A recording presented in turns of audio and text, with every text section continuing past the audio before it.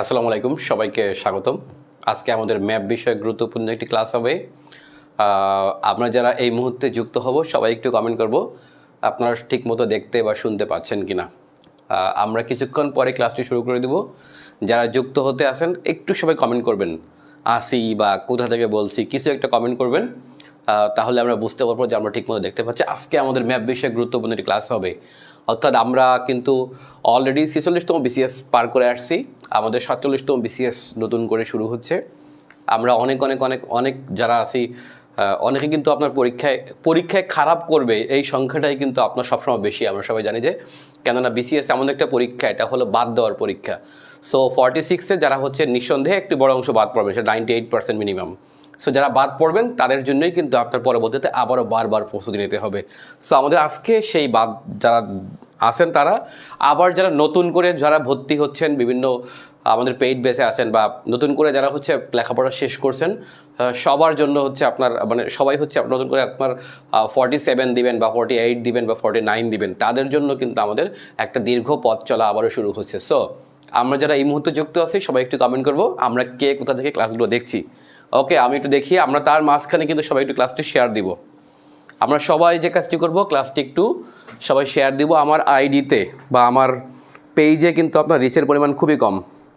Rich কম হয় এর কারণটা হলো আমার আইডিতে রেস্ট্রিকশন দেওয়া আছে ফেসবুকের। সো সবাই একটু কমেন্ট করবেন যাতে আমাদের বুঝতে সুবিধা হয় আর আমরা সবাই একটু যুক্ত হতে থাকি।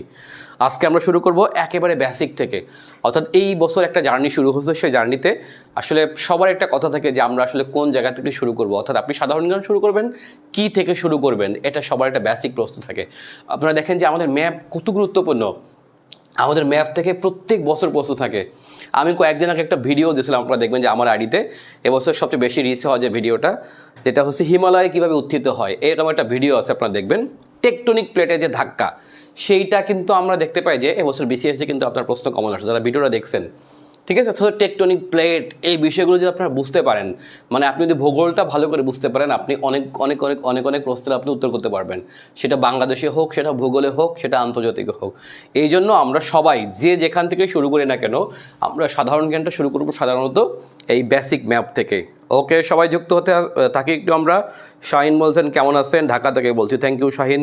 জিল্লুর রহমান মিরাজ বলছেন পটুয়াখালী থেকে, থ্যাংক ইউ মিরাজ আপনাকে। ইমরান বলছেন মাদারীপুর থেকে। আবু রায়হান গাজীপুর থেকে। শাহিন বলছেন আসসালামু আলাইকুম স্যার। আবু রায়হান কেমন আছেন? ভালো আছি। সবাই একটু যুক্ত হতে থাকি, আমাদের একটা বড় জার্নি শুরু হচ্ছে এবং আপনাদের সবাইকে নিয়ে কিন্তু আমি এখানে পাবলিক প্রাইভেট ক্লাস নিব। ওকে, অর্থাৎ আমার প্রাইভেট যে ক্লাসগুলো আছে সেগুলো তো অলরেডি ভর্তি চলছে। আজকে আমাদের প্রাইভেট পাবলিক উভয়ের ক্লাস, অর্থাৎ সবার জন্য আমি এসে ক্লাস দিচ্ছি। ম্যাপের ক্লাসগুলো সাধারণত আমরা সবাইকে উন্মুক্ত করে দেই, ঠিক আছে। আর যারা বেশি ক্লাস চান যেন আমি অনেক অনেক ক্লাস করব পেইড ব্যাচে, তাহলে তারা আপনার আমার পেইড ব্যাচে ভর্তি হবেন। আমার পেইড ব্যাচে সবচেয়ে কম টাকায় ভর্তি হতে পারবেন এই মুহূর্তে, অর্থাৎ মাত্র 999 টাকায় বিসিএসের 12 সাবজেক্ট, যেখানে 5 সাবজেক্ট আমি একা ক্লাস নেব। বাংলাদেশ, আন্তর্জাতিক, জিওগ্রাফি, নৈতিকতা, তারপরে হচ্ছে আরও আছে হচ্ছে আপনার বাংলা সাহিত্য, ঠিক আছে। এই ক্লাসগুলো হচ্ছে আমি নিব আর বাকিগুলো হচ্ছে ক্যাডাররা নেবেন। সো যারা যুক্ত হতে আছেন সবাই, যারা চান যে আমি না পেইড বেসে ক্লাস করব, তারা অবশ্যই আমার পেইড বেসে ক্লাস করতে পারবেন। ওকে, দেখি আমরা যুক্ত হতে থাকি। আর কয়েকজন আর কিছু লোক যুক্ত হলে আমরা কিন্তু ক্লাসটি পুরোপুরি শুরু করব। আচ্ছা, আমরা দেখতে পাচ্ছি 130 জনের মতো আছি আমরা। আরেকটু যুক্ত হতে থাকি এবং ক্লাসটি সবাই একটু বেশি বেশি করে কমেন্ট করবেন। আচ্ছা, সুমন বলছেন নেত্রকোনা থেকে। ইসি হক বলছেন আসসালামু আলাইকুম। ওয়ালাইকুম আসসালাম। রিয়াল মোস্তফা বলছেন দিনাজপুর থেকে। দিনাজপুরের খানসামা থেকে। দিনাজপুর থেকে কিন্তু এবছর ম্যাপ বিষয়ক একটা প্রশ্ন আসছিল, সেটা হচ্ছে বিরল মেবি, তাই না? বিরল, হাকিমপুর, হিলি নাকি বিরল জানো, সরি হিলি মনে আসছিল, তাই না? কিছু একটা হবে। তো দেখেন, ম্যাপ যদি আপনি ভালো করে বুঝেন তাহলে সীমান্তবর্তী স্থান যখন আমরা পড়ি, সীমান্তবর্তী স্থলবন্দর যখন আমরা পড়ি, তখন কিন্তু আমাদের এখান থেকে প্রশ্ন কমন আসে। সো আপনি দেখবেন যে প্রতি বছর এই আজকে যে ম্যাপগুলো আমি আপনাদের শিখাবো, দেখবেন যে বা অতীতে আমি আপনাদের এই একই রকম ক্লাস নিয়েছি, সেই ক্লাসগুলো দেখবেন যে আপনি যদি একটু মিলিয়ে দেখেন যে এই বিসিএসে সেখান থেকে আপনার 3-4টা প্রশ্ন আপনি কমন পাইছেন। কিন্তু আমি লাস্ট ডেতে যেখান থেকে শুরু করছিলাম, আমার লাস্ট ক্লাসটা ছিল বিসিএসের 2 দিন আগে, দেখেন যে সেখানে কিন্তু আমি আপনাদের কিছু কিছু টপিক দিয়ে দিয়েছিলাম যে এইগুলো আসবেই। যেমন হচ্ছে আমি বলছিলাম যে জনপদ, 6 দফা, তাই না? দেখেন আমি কিছু কিছু টপিক বলছিলাম যেগুলো হচ্ছে আপনি একদম কমন পেয়েছেনই, গ্রেটা থানবার্গ বা এরকম কিছু কিছু টপিক আমি লাস্ট বলছিলাম, সেই পোস্ট বা সেই ভিডিওগুলো দেখলে আপনি বুঝতে পারবেন। সো আমরা আপনাদেরকে এমনভাবে শিখাবো যেটা হচ্ছে আপনার একেবারে ভিতর থেকে আপনি শিখতে পারেন, মানে হচ্ছে আপনি জাস্ট মুখস্থ করবেন না, কিন্তু পরীক্ষায় প্রশ্ন আপনার যেভাবে আসুক না কেন আপনি সেখান থেকে উত্তর করতে পারবেন। ঠিক আছে, আজকে আমরা একদম ম্যাপ থেকে শুরু করব। আমরা আজকে বিশ্বের ম্যাপ পড়বো, সেখানে সেই প্রেক্ষাপটে বাংলাদেশের অবস্থানটা কোথায় কি সেটা একটু আমরা দেখার চেষ্টা করব। ওকে, আচ্ছা, আমি দেখতে পাচ্ছি ইতিমধ্যে আমরা প্রায় 160 জন উপস্থিত আছি। আমাদের কিন্তু বিশ্বের ম্যাপও আছে, আপনারা দেখেন, এটা হলো বিশ্বের মানচিত্র আমরা দেখতে পাচ্ছি। এই বিশ্বের মানচিত্রটা আমরা দেখে নিব, ঠিক আছে। আচ্ছা, প্রতি বছর এখান থেকে আপনি কমন পাবেনই। এখন যদি বলেন যে আপনি এই বিসিএসে এখান থেকে পরবর্তী বিসিএসে কয়টা পাবেন, আপনি একটা যদি কমন নাও পান তবুও আপনার জানতে হবে, ঠিক আছে। আমরা যারা শুরু করতেছি, যারা ভাবেন যে শর্টকাট পড়াশোনা, একদম শর্টকাট পড়াশোনা করবেন না, বিসিএস এর মতো জায়গায় আপনি শর্টকাট পড়াশোনা করবেন না। আরেকটা বিষয় হচ্ছে, যারা পড়াশোনা করতে চান, নিঃসন্দেহে আপনারা হচ্ছে একটু বিস্তারিত পড়বেন, মানে জেনে জেনে পড়বেন, ঠিক আছে। এই জেনে জেনে পড়লে আপনার সুবিধা কি হবে, আপনার প্রশ্নের ধরন যেমনই হোক না কেন আপনি উত্তর করতে পারবেন, ঠিক আছে। আমি আপনাদের লাস্ট দিন বলছিলাম যে আমাদের এই বইটা, আমি অনেক আগে থেকে বলতেছি প্রায় মাসখানেক ধরে, যে এই বইটা যারা শেষ করবেন তারা মিনিমাম মানে হচ্ছে জিকের যে 70 নম্বর আছে ওখান থেকে আপনি 65 মিনিমাম উত্তর করতে পারবেন। অলরেডি হচ্ছে উত্তর করা গেছে। আপনারা দেখেন যে general knowledge and current affairs manual কী পরিমাণ কমন। আমাদের বাংলা কোষ থেকে বলছিলাম, বাংলা কোষ থেকে আমাদের নিবন্ধনে মানে 25টা প্রশ্নের 23টা কমন আসছে। আর আমরা দেখতে পাচ্ছি যে ইয়াতে বিসিএসে এখান থেকে প্রায় 31টা প্রশ্ন কমন আসছে, চিন্তা করা যায়। সো বাংলা কোষটা আপনারা একটু পড়বেন আমাদের। আচ্ছা, আমরা আজকে শুরু করব একদম বেসিক থেকে, আমরা এখনই শুরু করে দিচ্ছি। তাহলে ক্লাসটি আমাদের এখন শুরু হচ্ছে। আমরা শুরু করব প্রথমে ম্যাপ থেকে। তবে যাওয়ার আগে আমাদের কিছু রেখার নাম একটু জানতে হবে। এই মাসিটা একটু বের করে দাও তো, খুব জ্বালাচ্ছে। আচ্ছা, আমরা দেখি ম্যাপ দিয়ে আসলে আমরা কি শুরু করব। দেখেন, আগে আমাদের কিছু কিছু দুইটা শব্দ বারবার আসবে। সেই দুইটা শব্দ কি? একটা হলো অক্ষরেখা কি, আর একটা হলো দ্রাঘিমা রেখা কি, ঠিক আছে। অক্ষরেখা এবং দ্রাঘিমা রেখা, এই দুটা রেখার মধ্যে আসলে মানে দুইটা কি সেটা দেখবো আমি। দেখেন, অক্ষরেখা আমি সংক্ষেপে যদি বলি, অক্ষরেখা হলো আচ্ছা আমি আগে একটু ইয়াটা আঁকি, আমরা আগে নিরক্ষরেখা আঁকি, তারপরে আমাদের অক্ষরেখা বুঝতে সুবিধা হবে। নিরক্ষরেখা কি বলেন তো? নিরক্ষরেখা দেখেন পৃথিবীর একদম মাঝ বরাবর। যদি আমি আপনাদের প্রশ্ন করি যে পৃথিবী একটা গোলাকার বস্তু, আপনারা দেখতে পাচ্ছেন মোটামুটি রাউন্ড, তো পৃথিবীতে যে কোনো রাউন্ড বস্তুটা আসলে কত ডিগ্রি কোণ বলেন তো? পৃথিবীর যে কোনো রাউন্ড বস্তুটাই কিন্তু আপনার কত ডিগ্রি কোণ উৎপন্ন করে, এটাও কিন্তু একটা বিষয়। আপনার যে এই বছর কৌণিক দূরত্ব নিয়ে প্রশ্ন আসলে, কৌণিক দূরত্ব দেখছেন তো? কৌণিক দূরত্ব যদি আপনি জানতে পারেন তাহলে আপনি সময় নির্ণয় করতে পারবেন, বুঝছেন তো? আপনি যদি অক্ষাংশ দ্রাঘিমাংশ ঠিকমতো বুঝতে পারেন তাহলে কিন্তু আপনি মোটামুটি কী করতে পারবেন তো, আপনি সময় নির্ণয় করতে পারবেন। সময় নির্ণয় করে একেবারে সোজা। এবার সময় নিয়ে প্রশ্ন আসছিল, ঢাকা থেকে রিয়াদ, মনে আছে তো? ঢাকা থেকে লন্ডন আসতে পারে, ঢাকা থেকে টোকিও আসতে পারে, কিন্তু যে কোনোভাবে ঘুরিয়ে আসতে পারে। তার মানে দেখেন, আপনারা যারা গতানুগতিকভাবে আমরা বিভিন্ন গাইড পড়ছি, সেই গাইড থেকে কিন্তু এ ধরনের প্রশ্ন কমন আসা খুবই কঠিন। তার মানে আমি যদি বুঝতে পারি প্রশ্ন আপনার যেমনই আসুক না কেন আপনি সেখান থেকে সহজেই উত্তর করতে পারবেন। সো আমি আপনাদেরকে এই বেসিক থেকে শিখিয়ে দেবো যে আসলে বেসিক থেকে একদম ভিতর থেকে আপনি কিভাবে শিখবেন। তাহলে আমি একটু নিরক্ষরেখাটা দেখি। আমি আগেই বলছি, যে কোনো গোলাকার বস্তু 360 ডিগ্রি কোণ উৎপন্ন করে। কত ডিগ্রি বলতো? 360 ডিগ্রি কোণ, যে কোনো গোলাকার বস্তু, বুঝছেন তো? তার মানে পৃথিবী যেহেতু এটা গোলাকার বস্তু, তার অর্থ হলো পৃথিবী 360 ডিগ্রি কোণ উৎপন্ন করছে। এখন যদি আমি এটাকে অর্ধেক বরাবর ভাগ করি, পৃথিবীকে যদি আমি একদম দুইটা ভাগে ভাগ করি, সমান সমান দুইটা ভাগে, তাহলে এই যে দুইটা কোণ উৎপন্ন করবে, সেই দুইটা কোণের মান কত কত বলেন তো? পৃথিবীকে আমি পূর্ব পশ্চিমে বরাবর এভাবে দুইটা ভাগে ভাগ করলাম। ওকে, ভাগ করলে এই যে একটি রেখা আপনি দেখতে পাচ্ছেন পূর্ব থেকে পশ্চিমে, ঠিক আছে। এখন যদি আপনি বলেন পূর্ব কি আর পশ্চিম কি, একটু কাত হয়ে গেছে, ব্যাপার না, গোল যেহেতু কাত হলেও সমস্যা নেই। আচ্ছা দেখেন, আচ্ছা পৃথিবী নিজেই কাত হয়ে থাকে, এই জন্য কাত হয়েছে, এটা আপনি মোটামুটি ধরতে পারেন। পৃথিবী কখনো এভাবে কাত হয়ে থাকে, পৃথিবী কখনো এইভাবে কাত হয়ে থাকে, পৃথিবী কখনো সোজা থাকে না, এটা তো আপনারা জানেন তাই না? সো আপনি ওভাবে ভাবেন পৃথিবী একটু কাত হয়ে আছে। আচ্ছা, এখন এই যে পৃথিবীর মাঝ বরাবর একটি রেখা আমরা কল্পনা করলাম, সেই রেখাটাকে বলা হয় নিরক্ষরেখা, এবং এটির মান হলো 0 ডিগ্রি। কয় ডিগ্রি বলুন তো? 0 ডিগ্রি। অর্থাৎ 0 ডিগ্রি বরাবর অর্থাৎ নিরক্ষরেখা বরাবর যদি আমরা পৃথিবীকে 2টা ভাগে ভাগ করি তাহলে পৃথিবী 2টা কোণ উৎপন্ন করতেছে। এর উপরের যে ভাগটা আপনারা দেখতে পাচ্ছেন এইটার মান হলো 180 ডিগ্রি। এগুলো বুঝবেন, বুঝলে আপনি ভূগোল ভালো করতে পারবেন সবসময়। এগুলো বুঝলে আপনি বাংলাদেশে ভালো করবেন। আবারও বলি, এগুলো বুঝলে আপনি বাংলাদেশে ভালো করতে পারবেন। এগুলো যদি আপনি ভালো করে বুঝেন, আমরা যখন বাংলাদেশে রিটেন দিব তখনও কিন্তু আমাদের বাংলাদেশের ভৌগোলিক অবস্থান অমুক গুরুত্ব এগুলো আছে, আপনি ভালো করে বুঝতে পারবেন। তাহলে ঠিক আছে, আপনি আবহাওয়া জলবায়ু বুঝতে পারবেন, আপনি বুঝতে পারবেন যে মরুভূমি কোন দিকে হয়, কোন দিকে তৃণভূমি অঞ্চল হয়, সব হচ্ছে আপনার এই রেখা দিয়ে আপনি বুঝতে পারবেন। কোথায় বৃষ্টি বেশি হয়, কোথায় বৃষ্টি কম হয়, এগুলো বোঝার জন্য আপনার এই রেখাগুলো আপনাকে খুব ভালো করে বুঝতে হবে। একদম আপনি 2টা লাইন 2টা দাড়ি ব্যাপারটা এরকম না, কিন্তু এর বাইরেও কিন্তু আমাদের অনেক অনেক তথ্য আছে বা থাকতে পারে। সো একটু আমরা ভালো করে বুঝবো। তাহলে পৃথিবী এখানে 180 ডিগ্রি, এখানে 180 ডিগ্রি কোণ উৎপন্ন করলো।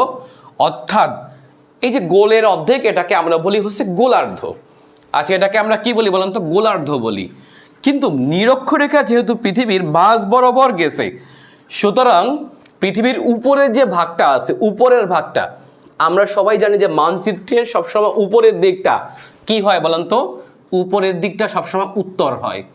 আর ঠিক বরাবর যদি আমরা বলি নিচের দিকটা হবে তাহলে দক্ষিণ। এগুলো একটু বুঝতে হবে আমাদের। ঠিক আছে, দেখেন নিচের দিকটা হবে তাহলে কি? দক্ষিণ। আবার ডান দিকটা হবে সবসময় তাহলে কি বলেন তো? পূর্ব। আর বাম দিকটা তাহলে কি হয় সবসময়? পশ্চিম। মানে এই ম্যাপে বলতেছি আমি, বুঝছেন তো? বাংলাদেশেও ঠিক একই অবস্থা। যদি আমি বলি উপরের দিকটা হলো উত্তর, নিচের দিকটা বঙ্গোপসাগর যেখানে হচ্ছে দক্ষিণ, ডান দিকটা এদিকটা হবে পূর্ব, আর এই দিকটা হবে তাহলে কি? পশ্চিম। ওকে, আচ্ছা এবার একটু আমরা তাহলে পৃথিবীর, আমি বললাম যে উপরের দিকটা উত্তর, তার মানে এই যে উপরে যে 180 ডিগ্রি কোণ উৎপন্ন করলো নিরক্ষরেখা থেকে উপরের দিকে যা কিছু আপনি দেখবেন এটাকে বলা হয় পৃথিবীর উত্তর গোলার্ধ। কি বলা হয় বলেন তো? উত্তর গোলার্ধ। তাহলে পৃথিবীর নিচে এই বরাবর 180 ডিগ্রির নিচে যেটা আছে এটাকে আমরা তাহলে বলবো কি? দক্ষিণ গোলার্ধ। আসেন আপনাদের একটা রিটেন শিখাই দেই। বিসিএস রিটেনে অনেক অনেক বিষয় আমাদের জানতে হয়। পূর্ব পশ্চিম ব্যবধান, ঠিক আছে? পূর্ব পশ্চিম ব্যবধান একটা বিষয় আছে, অথবা হচ্ছে নর্থ সাউথ গ্যাপ বলে একটা তথ্য আছে। North south gap. দেখেন আমি যদি এখানে পৃথিবীর ম্যাপটাকে বড় করে নিয়ে আসি, যেটা হলো পৃথিবীর দ্বিমাত্রিক ম্যাপ, বাট দ্বিমাত্রিক ম্যাপ ছাড়া আসলে বোঝানো কঠিন। দেখেন দ্বিমাত্রিক ম্যাপে যদি আমি আপনাদের এইখানে দেখাই তাহলে নিরক্ষরেখাটা কই? নিরক্ষরেখাটা হচ্ছে এই যে দেখতে পাচ্ছি আমরা, এই বরাবর হলো নিরক্ষরেখা। দেখেন এই বরাবর হলো কি বলেন তো? নিরক্ষরেখা। দেখছেন এই বরাবর। তাহলে আপনি একটু কল্পনা করেন এটা নিরক্ষরেখা হয় এই বরাবর। আমি এই যে মাঝখানে দাগ দিলাম এটা হলো নিরক্ষরেখা। সোজা হয় নাই কিন্তু, একটু বাঁকা হয়ে গেছে, বাট কল্পনা করেন এটা হলো নিরক্ষরেখা। তার মানে নিরক্ষরেখা থেকে এই দিকটাকে বলা হয় উত্তর গোলার্ধ, যা দেখতে পাচ্ছি আমরা। আর নিরক্ষরেখা থেকে এই দিকটাকে বলা হয় দক্ষিণ গোলার্ধ। এখন আপনি যদি কল্পনা করেন, আমি যদি আপনাদের প্রশ্ন করি, আপনারা নিজেরা উত্তর দিবেন। সেইটা হলো পৃথিবীর কোন গোলার্ধে বলেন তো স্থলভাগ বেশি? আপনারা নিজেরাই উত্তর করেন, আপনি বুঝতে পারবেন। আমি নিচে ক্যামেরার পিছনে চলে যাচ্ছি, আপনাদেরকে আমি ভয়েস দিচ্ছি, আপনারা উত্তর করবেন। আমি দেখব যে আপনারা কে কি উত্তর করেন। বলেন তো পৃথিবীর কোন গোলার্ধে স্থলভাগ বেশি? দ্রুত আনসার দিবেন, দ্রুত। আচ্ছা, পৃথিবীর কোন গোলার্ধে স্থলভাগ বেশি? একটু সবাই কল্পনা করি আমরা, পৃথিবীর কোন গোলার্ধে স্থলভাগের পরিমাণ বেশি? বলেন তো পৃথিবীর কোন গোলার্ধে স্থলভাগের পরিমাণ বেশি? আচ্ছা, সবাই উত্তর করছেন উত্তর গোলার্ধে। আমরা দেখতেই পাচ্ছি, দেখেন এখানে ম্যাপ বোঝা একেবারে সোজা, আমি একদম সোজা ম্যাপ আঁকছি যেহেতু, তার মানে পৃথিবীর উত্তর গোলার্ধে স্থলভাগের পরিমাণ বেশি, আমরা বুঝতে পারলাম। আচ্ছা, এখন যদি বলা হয় যে তাহলে পৃথিবীর কোন গোলার্ধে স্বাধীন দেশের সংখ্যা বেশি? একটু বলেন তো আপনারা, পৃথিবীর কোন গোলার্ধে স্বাধীন দেশের সংখ্যা বেশি? সব উত্তর দেখেন, উত্তর কিন্তু আমি ম্যাপেই দেখতে পাচ্ছি যে উত্তর দিকে কি স্বাধীন দেশের সংখ্যা বেশি। তার মানে উত্তরে স্থলভাগ বেশি, তার মানে দেশের সংখ্যাও বেশি। আচ্ছা, যেহেতু দেশের সংখ্যাও বেশি, এখন যদি বলা হয় পৃথিবীর কোন গোলার্ধে, দেখেন পৃথিবীর কোন গোলার্ধে জনসংখ্যার আধিক্য বেশি? যেভাবে প্রশ্ন আসুক ভূগোলে আপনি উত্তর করতে পারবেন। দেখেন পৃথিবীর কোন গোলার্ধে স্থলভাগের পরিমাণ বেশি। আপনি নিজেই বুঝে গেলেন উত্তর কি হবে, উত্তর গোলার্ধ। দেখেন যেহেতু উত্তর গোলার্ধে অনেক বেশি স্থলভাগ, যেহেতু না দক্ষিণ না, কিন্তু কে দক্ষিণ লিখছে, কোনো দক্ষিণ হবে না। আমি এতক্ষণ যা বললাম সব কিছুর উত্তর হবে উত্তর, উত্তর গোলার্ধ। কেননা উত্তর গোলার্ধে যেহেতু স্থলভাগ বেশি সেহেতু দেশের সংখ্যা বেশি, আর যেহেতু দেশের সংখ্যা বেশি সেহেতু এখানে জনসংখ্যাও বেশি। দেখছেন তো? আচ্ছা, এখন যদি আমি আপনাদেরকে প্রশ্ন করি যে উত্তর গোলার্ধে জনসংখ্যা বেশি, এটা তো বোঝাই যাচ্ছে। দেখেন ভারত যেখানে আছে, পৃথিবীর সবচেয়ে জনবহুল দেশ ভারত, পৃথিবীর দ্বিতীয় জনবহুল দেশ চীন, এইদিকে পৃথিবীর তৃতীয় জনবহুল দেশ ইউনাইটেড স্টেটস অফ আমেরিকা, চতুর্থ জনবহুল দেশ ইন্দোনেশিয়ার উত্তর অংশ। ইন্দোনেশিয়া বেশিরভাগ পড়ছে দক্ষিণ দিকে যদিও আর কি। সো পৃথিবীর জনবহুল রাষ্ট্র পাকিস্তান, বাংলাদেশ, জাপান, দেখছেন তো, তাইওয়ান, সাউথ কোরিয়া, এগুলো সব বেশিরভাগই পড়ছে হচ্ছে উত্তর গোলার্ধে। Iran, Turkey, Germany, France, UK, এগুলোতে বেশি জনসংখ্যা, তাই না? এগুলো বেশিরভাগ পড়ছে হচ্ছে উত্তর গোলার্ধে। সো উত্তর গোলার্ধের সাথে দক্ষিণ গোলার্ধের একটা ব্যবধান আমরা কিন্তু দেখতে পাচ্ছি। সেই ব্যবধানটা কোথায় বলুন তো? সেটা হচ্ছে উত্তর এবং দক্ষিণের ব্যবধান। এটা একটা বিসিএস এর রিটেনের টপিক যদিও, তবু আপনারা শিখাই দেই। দেখেন পৃথিবীর উত্তরের সাথে দক্ষিণের একটা ব্যবধান আছে, সেই ব্যবধানটাকে বলা হয় নর্থ সাউথ গ্যাপ বলা হয়। এখন যদি বলা হয় তাহলে নর্থ সাউথ গ্যাপ কি, এর বাংলাটা হচ্ছে উত্তর এবং দক্ষিণের ব্যবধান কি। দেখেন আমরা একটু দেখতে পাচ্ছি যে পৃথিবীর উত্তর গোলার্ধের দেশগুলা সাধারণত শিল্পে উন্নত। আপনি একটু খেয়াল করে দেখেন পৃথিবীর উত্তর গোলার্ধে কারা আছে? ইউরোপের সকল রাষ্ট্র নিঃসন্দেহে শিল্পে সবচেয়ে ডেভেলপ, তাই না? পৃথিবীর সবচেয়ে শিল্পে ডেভেলপ অঞ্চলটা কোনটা? নিঃসন্দেহে ইউরোপ। দেখেন সেটা উত্তরে পড়ছে। পৃথিবীর শিল্পে ডেভেলপ অঞ্চলটা কোনটা? USA, Mexico, Canada. দেখেন উত্তর গোলার্ধে পড়ছে সম্পূর্ণভাবে। মধ্যপ্রাচ্যের একটা বড় অংশ ইসরায়েল সহ, টার্কি সহ, সেটা কোথায় পড়ছে? উত্তর গোলার্ধে। আমি যদি ইন্ডিয়ার দিকে আসি, পাকিস্তানে আসি, ইরানে আসি, আমি চায়নার দিকে আসি, জাপানে আসি, কোরিয়াতে আসি, রাশিয়াতে আসি, যা বললাম পৃথিবীর মোস্ট অফ শিল্পে ডেভেলপ রাষ্ট্র বা পৃথিবীর মোস্ট অফ উন্নত রাষ্ট্র কিন্তু আপনার উত্তর গোলার্ধে। দেখছেন তো? পৃথিবীর অপেক্ষাকৃত গরিব রাষ্ট্রগুলো হচ্ছে আপনার দক্ষিণ দিকে পড়ছে। আপনি একটু খেয়াল করে দেখেন আফ্রিকার বেশিরভাগ গরিব রাষ্ট্রগুলো দক্ষিণ দিকে কিন্তু আমরা দেখতে পাচ্ছি। সো পৃথিবীর উত্তরের সাথে দক্ষিণের একটা বড় ধরনের ব্যবধান আছে। এই ব্যবধানটাকে বলা হয়েছে আপনার নর্থ সাউথ গ্যাপ বলা হয়। অর্থাৎ উত্তর রাষ্ট্রগুলো সব দিক থেকে এগিয়ে, শিক্ষা, শিল্প, মানব উন্নয়ন সব দিক থেকে কিন্তু আপনার উত্তর রাষ্ট্রগুলো এগিয়ে। ঠিক আছে? সো উত্তর রাষ্ট্রগুলো এই যেটা গ্যাপ, এই গ্যাপটাকে বলা হচ্ছে নর্থ সাউথ গ্যাপ বলা হয়। যা হোক, নিরক্ষরেখা বা এই ধরনের রেখাগুলো হচ্ছে আপনার এইভাবে ভাগ করছে, মোটামুটি আর কি, কাল্পনিকভাবে বলতেছি আমরা। ঠিক আছে? আচ্ছা, এবার আমরা একটু নিরক্ষরেখা বরাবর যাই। দেখেন নিরক্ষরেখা পৃথিবীকে দুই ভাগে ভাগ করলো। এখন আমি দক্ষিণ গোলার্ধের দিকে যাই। দেখেন যে দক্ষিণ গোলার্ধে আমি দেখতে পাচ্ছি বেশি কি বলেন তো? আচ্ছা, দক্ষিণ গোলার্ধে স্থলভাগ বেশি নাকি জলভাগ বেশি বলেন তো? দক্ষিণ গোলার্ধে কিসের পরিমাণ বেশি? দক্ষিণ গোলার্ধে একটা মাছি ঢুকছে ঘরে, তাতে অবস্থা খারাপ। যাই হোক, ভীষণ ডিস্টার্ব করতেছে। আচ্ছা দেখেন, এবার যদি বলা হয় দক্ষিণ গোলার্ধে কি বেশি, স্থলভাগ বেশি নাকি জলভাগ বেশি? আপনি নিজে একটু কল্পনা করেন দক্ষিণ গোলার্ধে আসলে কি বেশি। দক্ষিণ গোলার্ধে জলভাগ বেশি আমরা দেখতে পাচ্ছি। দক্ষিণ গোলার্ধে জলভাগের পরিমাণ অনেক, কেননা এখানে প্যাসিফিকের একটা মোস্ট অফ বড় অংশ পড়ছে। এইদিকে প্যাসিফিক, এইদিকে প্যাসিফিক। এটা হলো ইন্ডিয়ান ওশান, দেখতে পাচ্ছি আমরা ইন্ডিয়ান ওশান, দেখছেন তো? আর এটা হলো আটলান্টিক মহাসাগরের দক্ষিণে বেশি অংশ পড়ছে এবং দক্ষিণে হচ্ছে দক্ষিণ মহাসাগর। সো সব মিলিয়ে দক্ষিণ দিকটায় আমরা দেখতে পাচ্ছি জলভাগের পরিমাণ বেশি, তবে এখানে স্থলভাগের পরিমাণ কম কম কম দেখতে পাচ্ছি। তার মানে স্থলভাগ কম মানে হচ্ছে এখানে দেশের সংখ্যা কিন্তু কম, দেখতে পাচ্ছেন আপনি দক্ষিণ দিকে দেশের সংখ্যা একেবারেই কম, বুঝছেন তো? আচ্ছা, আর দক্ষিণ দিকে যেহেতু দেশের সংখ্যা কম সেহেতু আমরা বুঝতে পারি দক্ষিণ দিকে জনসংখ্যাও কিন্তু আপনার কম, বুঝছেন তো? দক্ষিণ দিকে জনসংখ্যা একেবারেই কম দেখতে পাচ্ছি, সে জলভাগের পরিমাণ বেশি। আচ্ছা, এখন একটু আসি আমরা এই যে নিরক্ষরেখার বৈশিষ্ট্যটা খুবই গুরুত্বপূর্ণ। আর নিরক্ষীয় অঞ্চলের দেশ কারা, এটা কিন্তু আমাদের বিসিএস পরীক্ষায় অনেকবার প্রশ্ন আসছে। অতীতে শ্রীলঙ্কা নিয়ে প্রশ্ন আসছে বা বিভিন্ন জায়গা নিয়ে প্রশ্ন আসতে পারছে, অ্যামাজন নিয়ে প্রশ্ন আসছে। সো এখান থেকে কিন্তু আপনার খুবই খুবই গুরুত্বপূর্ণ। একটু দেখেন, আমরা তাহলে দেখি যে নিরক্ষরেখা তাহলে কি। আচ্ছা, নিরক্ষরেখাটা বড় বৈশিষ্ট্য হচ্ছে এই বরাবর সূর্য লম্বালম্বিভাবে কিরণ দেয়। এই বরাবর সূর্য কি করে বলুন তো? লম্বালম্বিভাবে কিরণ দেয়, বুঝছেন তো? তার মানে এখানে দেখেন, এখানে যে সূর্য দিয়ে এই বরাবর কিরণ দেয় বা এর আশেপাশে, যদি আমরা বলি যে 23 ডিগ্রি উত্তর 23 ডিগ্রি দক্ষিণে, এর মাঝখানে বেশি একটা যায় না, এই বরাবর থেকে হচ্ছে সূর্য আশপাশ থেকে হচ্ছে কিরণ দিতে থাকে এই নিরক্ষরেখা বরাবর। তার মানে নিরক্ষরেখায় ঋতুর কোনো বৈচিত্র্য দেখা যায় না। এখন ঋতুর বৈচিত্র্য মানে কি আমরা বুঝতেই পারছি। ঋতুর বৈচিত্র্য বেশি হলো আপনার কর্কট ক্রান্তি এবং মকর ক্রান্তি রেখায়। আমরা বুঝছি কিনা, যেমন কর্কট ক্রান্তি রেখায় বাংলাদেশ পড়ছে, আমরা জানি সেখানে কিন্তু আপনার 6টা ঋতু, তাই না? গ্রীষ্ম, বর্ষা, শীত, শরৎ, হেমন্ত, বসন্ত ইত্যাদি, এই যে আমাদের 6টা ঋতু আছে। বাট এখানে কিন্তু ঋতু বৈচিত্র্য নাই, তার মানে এখানে সারা বছর একটাই ঋতু।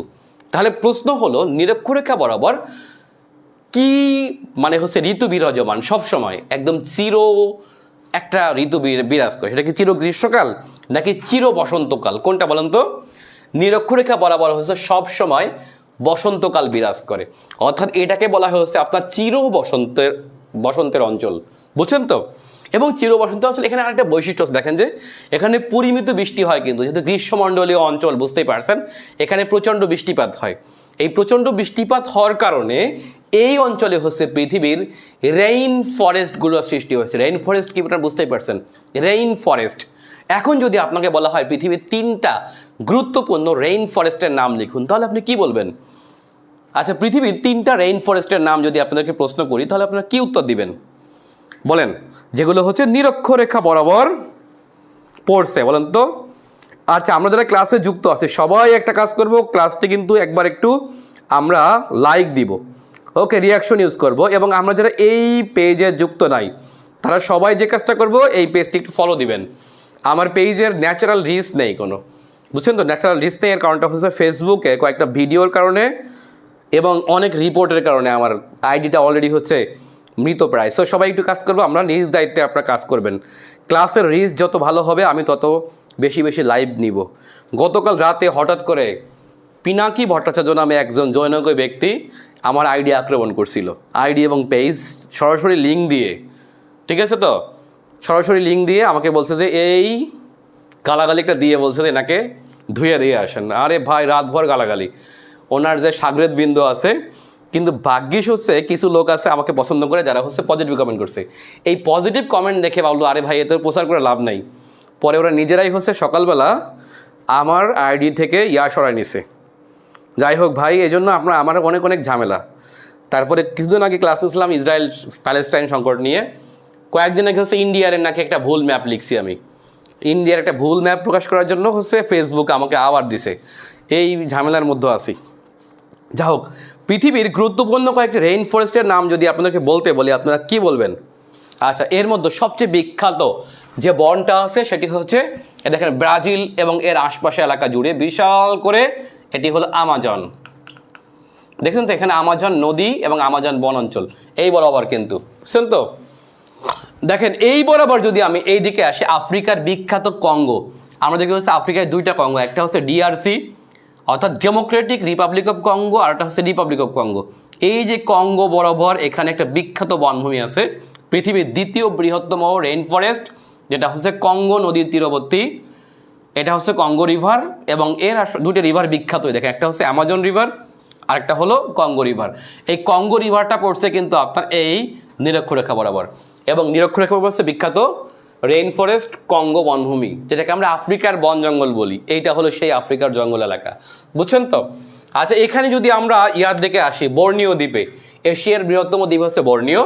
এই বর্নিও দ্বীপে আসলে আমরা জানি যে এখানে একটা বিখ্যাত বন অঞ্চল আছে, যেটা হচ্ছে ইন্দোনেশিয়া, মালয়েশিয়া এবং ব্রুনাই জুড়ে বিস্তৃত। এটার নাম হলো যেটার নাম হচ্ছে আপনার বর্নিও বনভূমি। এই বর্নিও বনভূমিটাও কিন্তু একটা রেইন ফরেস্ট। সো পৃথিবীর রেইন ফরেস্টগুলো দেখতে পাচ্ছি আমরা একদম এই নিরক্ষরেখা বরাবর যতগুলো আছে, দেখেন, বুঝছেন তো?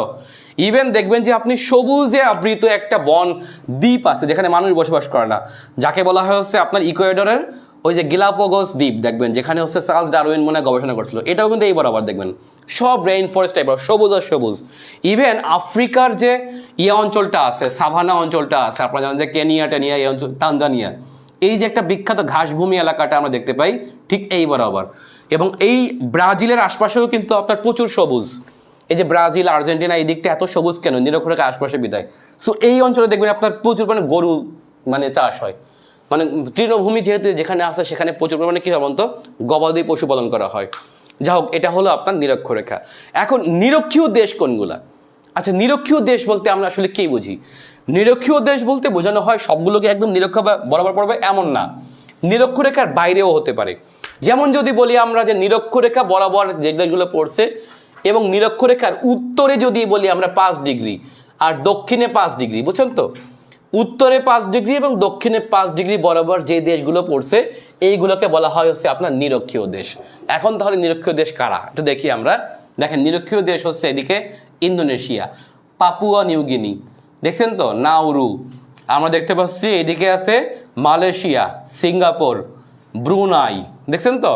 আচ্ছা, এদিকে আছে শ্রীলঙ্কা, এদিকে আছে কেনিয়া, তানজানিয়া, সোমালিয়ার দক্ষিণ, তারপরে হচ্ছে ডেমোক্রেটিক রিপাবলিক অফ কঙ্গো বা ডিআরসি, আরটা হচ্ছে আরসি বা republic of Congo, Gabon, equatorial Guinea, equatorial Guinea দেখতে পাচ্ছি আমরা, গ্যাবন, দেখছেন তো। এদিকে আছে ব্রাজিল, সুরিনাম, তারপর হচ্ছে গায়ানা, ভেনেজুয়েলা, কলম্বিয়া, ইকুয়েডর এবং পেরুর উত্তর অংশ। এটা হলো আপনার নিরক্ষীয় অঞ্চল পড়ছে। সো নিরক্ষীয় অঞ্চলের দেশগুলোতে নিরক্ষীয় জলবায়ু বিরাজমান, এটা আমরা বুঝতে পারি। এবং দেখেন যে আমি একটা কথা বলছি যে এখানে সারা বছর কিন্তু আপনার বসন্তকাল। তার মানে এখানে যদি আমরা নিরক্ষরেখার আরো কয়েকটা নাম আছে, কিন্তু একাধিক নাম আছে। এর নিরক্ষরেখার ইংরেজি নামটা হচ্ছে ইকুয়েটর, EQUATOR, ইকুয়েটর মানে হচ্ছে নিরক্ষরেখা। আপনারা বুঝতেই পারছেন পৃথিবীতে এই নিরক্ষরেখার নাম অনুসারে পৃথিবীতে 2টা দেশের নামকরণ করা হয়। এখন যদি বলা হয় সেই 2টা দেশ কি কি, আপনারা সবাই জানেন নিরক্ষরেখা বরাবর 2টা দেশ, যার একটা হলো ইকুয়েডর, যেটাকে আমরা বলি ইকুয়েটর থেকে আসছে ইকুয়েডর, এই যেমন দেখতে হচ্ছে ইকুয়েডর, দেখছেন তো, এটা হলো ইকুয়েডর।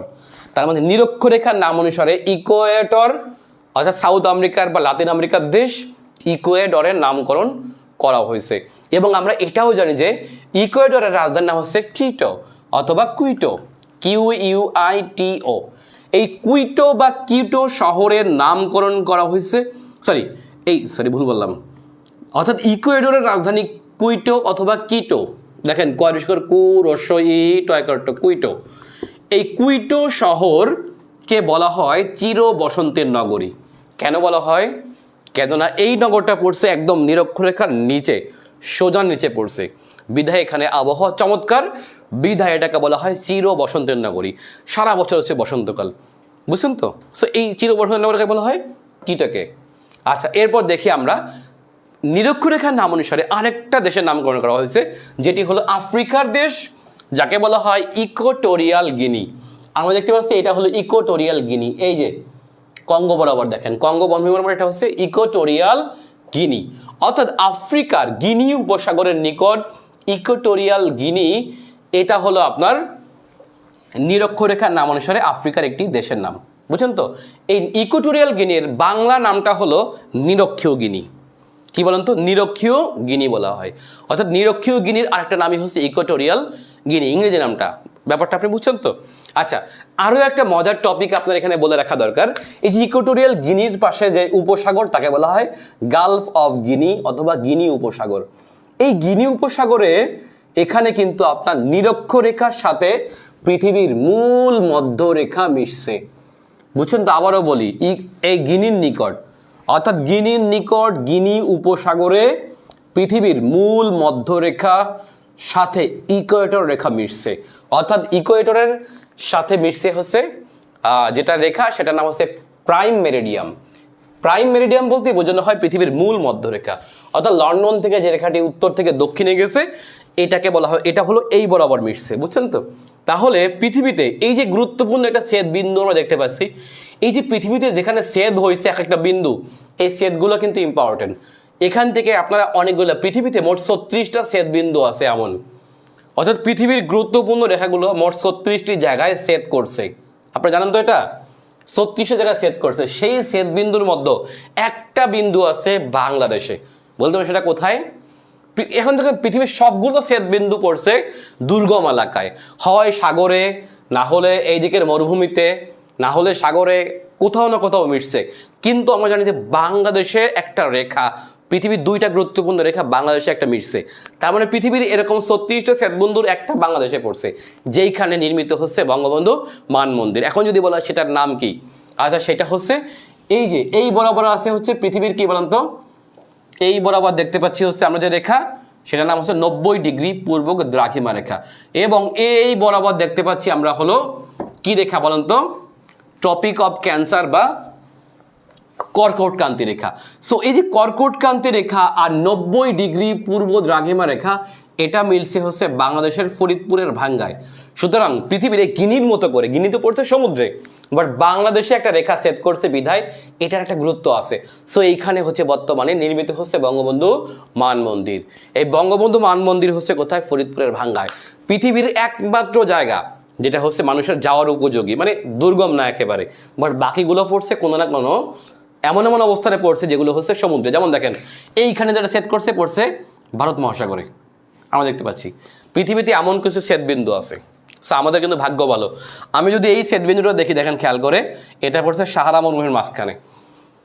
সো আমাদের এখান থেকে কিন্তু মানে অসম্ভব ভালো ভালো গবেষণা হওয়া সম্ভব। সো এটার নাম এখানে কি নির্মিত হচ্ছে, বঙ্গবন্ধু মান মন্দির। যাই হোক, আমরা আবারও একটু ম্যাপে ফিরে যাই। তাহলে নিরক্ষরেখার ব্যাপারটা কিন্তু আপনারা বুঝতে পারছেন। এখন আমি একটু আসবো, তাহলে নিরক্ষরেখা তো আমি বুঝলাম, অক্ষরেখা, নিরক্ষরেখা, ইকুয়েটর, অথবা এটার আরেক নাম হচ্ছে বিষুব রেখা। কি রেখা বলেন তো, বিষুব রেখা। সেটা 3টা নাম, ঠিক আছে। আচ্ছা এখন অক্ষরেখা কোনগুলো, অক্ষরেখা দেখেন পৃথিবীতে যে রেখাগুলো পূর্ব থেকে পশ্চিম বা পশ্চিম থেকে পূর্ব দিকে শোয়ানো, আমরা এটাকে শোয়ানো বলি না, এইভাবে করে আছে, এই যে আনুভূমিক আকারে আছে, এইটাকে বলা হয় কি বলেন তো, এইটাকে বলা হচ্ছে অক্ষরেখা। যে কোনো রেখা অক্ষরেখা, এইভাবে হলেই এটা একটা অক্ষরেখা, এটা একটা অক্ষরেখা, এটা একটা অক্ষরেখা, ঠিক আছে। আর দ্রাঘিমা রেখা কোনগুলা, দ্রাঘিমা রেখা যেগুলো হচ্ছে দাঁড়িয়ে আছে, মূল মধ্যরেখা নেই, যেটা দ্রাঘিমা রেখা, এখান থেকে 15 ডিগ্রি অন্তরত্তর হচ্ছে বিভিন্ন দ্রাঘিমা রেখা কল্পনা করা হয়েছে। সো এটা একটা দ্রাঘিমা রেখা। এই দিকে যেগুলো আছে দাঁড়িয়ে আছে সেগুলোকে আমরা বলবো দ্রাঘিমা রেখা। সো অক্ষরেখা কি, দ্রাঘিমা রেখা কি, এটা কিন্তু আপনারা বুঝতে পারলেন। ওকে, এবার একটু আমরা আসবো তাহলে এই যে মূল নিরক্ষরেখা থেকে উপরের দিকে আর নিচের দিকে যে রেখাগুলো আছে সেগুলো কিন্তু গুরুত্বপূর্ণ। আমি একটু আবারও এখানে যাই, পরে আমরা আবারও জুম করে ম্যাপে যাব। সো ডিজিটাল একটা বোর্ড হলে ভালো হতো, যদিও আমার ডিজিটাল বোর্ড নেই, সামনে থাকবে ইনশাল্লাহ, ঠিক আছে। কিছু ক্লাস আমি ম্যাপ থেকে নিব আপনাদের পেইড বেসে, যেগুলো হবে একদম ডিজিটাল বোর্ডে। আচ্ছা, ফরিদপুরের ভাঙ্গা উপজেলা, অনেকে আনসার দিয়েছেন, এটা হবে কি ভাঙ্গা উপজেলা। হ্যাঁ, ভাঙ্গা উপজেলার এটা হলো ভাঙ্গার দিয়া গ্রাম মেবি, এখানেই কিন্তু আপনার বঙ্গবন্ধু মান মন্দির হচ্ছে। আমরা যারা যুক্ত হচ্ছে এই মুহূর্তে সবাই আরেকবার একটু ক্লাসটিতে লাইক দেই। ওকে, সবাই একটু লাইক দেই এবং সবাই একটু বেশি বেশি করে কমেন্ট করি। গত কয়েকদিনে আপনাদের ভর্তির হার এত বেশি যে সত্যিকার অর্থে হাত 3 জনের ব্যথা হয়ে গেছে, উত্তর করতে পারছি না এখনো। এই জন্য অনেকেই ক্লাইম করছেন যে আসলে আপনাকে মানে নক করলে পাওয়া যায় না, সত্যি সত্যি পাওয়া যাচ্ছে না। আপনারা যারা ভর্তি হতে চান একদম বিনা এসে ভর্তি হয়ে যান, ভর্তি হয়ে আপনারা শুধু মেসেজ দিয়ে রাখবেন। ওকে, পেইড বেসে আমাদের পেইড বেসে ইতিমধ্যে প্রায় 5200 স্টুডেন্টের বেশি হয়েছে।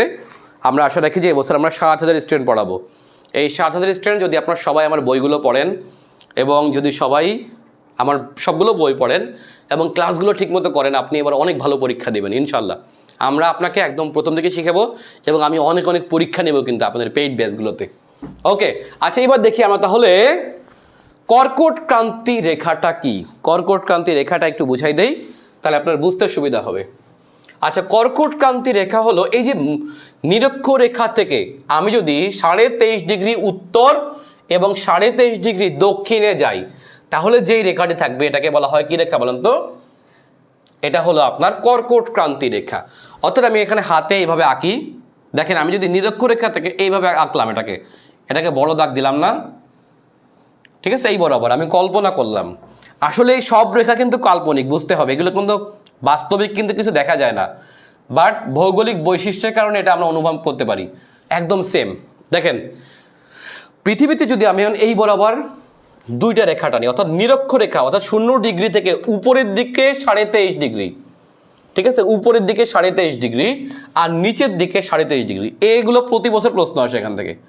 প্রতি বছর এমন কোনো পরীক্ষা নেই আপনি এখান থেকে প্রশ্ন কমন পাবেন না, সবসময় পাবেন। সো আপনি একটু বুঝে যান, মুখস্থ না করে একটু সই বুঝে যান, ঠিক আছে, আবারও বলি, নিরক্ষরেখা থেকে, তাহলে এই রেখার নাম কি বলতো? নিরক্ষরেখা, মানে এটা মাঝখানে 0 ডিগ্রি। তাহলে নিরক্ষরেখার মান কত? এটার মান হচ্ছে 0 ডিগ্রি। কত ডিগ্রি বলতো? 0 ডিগ্রি। আচ্ছা, নিরক্ষরের আরেক নাম হচ্ছে ইকুয়েটর, ইকুয়েটর, অথবা এটার এক নাম হচ্ছে কি? বিষুব রেখা। লিখলাম, ওকে। এবার আমরা এই বিষুব রেখা থেকে বা নিরক্ষরেখা থেকে বা ইকুয়েটর থেকে বা 0 ডিগ্রি থেকে উপরের দিকে, ওই যে আমি আগেই বলছি উপরের দিকটাকে আমরা কি বলি? উত্তর গোলার্ধে। সো উপরের দিকে যদি আমি 23.5 ডিগ্রি, 23.5 ডিগ্রি উত্তরে যাই। আচ্ছা, উত্তর কেন বললাম? আচ্ছা দেখেন, এবং নিরক্ষরেখা থেকে যদি আমি একইভাবে 23.5 ডিগ্রি দক্ষিণে যাই, তাহলে এই দুইটা রেখার নাম কি হবে? আচ্ছা, নিরক্ষরেখা থেকে 23.5 ডিগ্রি উত্তরে যে রেখাটি আপনারা দেখতে পাচ্ছেন উত্তর গোলার্ধে, এটার অবস্থান কোথায়? উত্তর গোলার্ধে। এটাকে বলা হয় হচ্ছে tropic of cancer, TROPIC, tropic of cancer, CANCER, topic of cancer, অথবা যার বাংলা হলো কর্কট ক্রান্তি রেখা। ওকে, দেখেন কর্কট ক্রান্তি রেখা, আমরা কিন্তু এটা সবাই জানি যে বাংলাদেশের মধ্যভাগ দিয়ে একটা রেখা অতিক্রম করছে কুমিল্লা থেকে চুয়াডাঙ্গায়, যেই বরাবর সবচেয়ে মননে গরম পড়ে। বুঝছেন তো? এই বরাবর যারা আছেন ভাই, গরমে মরে যাবেন। ঠিক আছে। আচ্ছা, এই যে টপিক অফ ক্যান্সার যেখান থেকে গেছে রে ভাই, আসলেই ক্যান্সার এটা।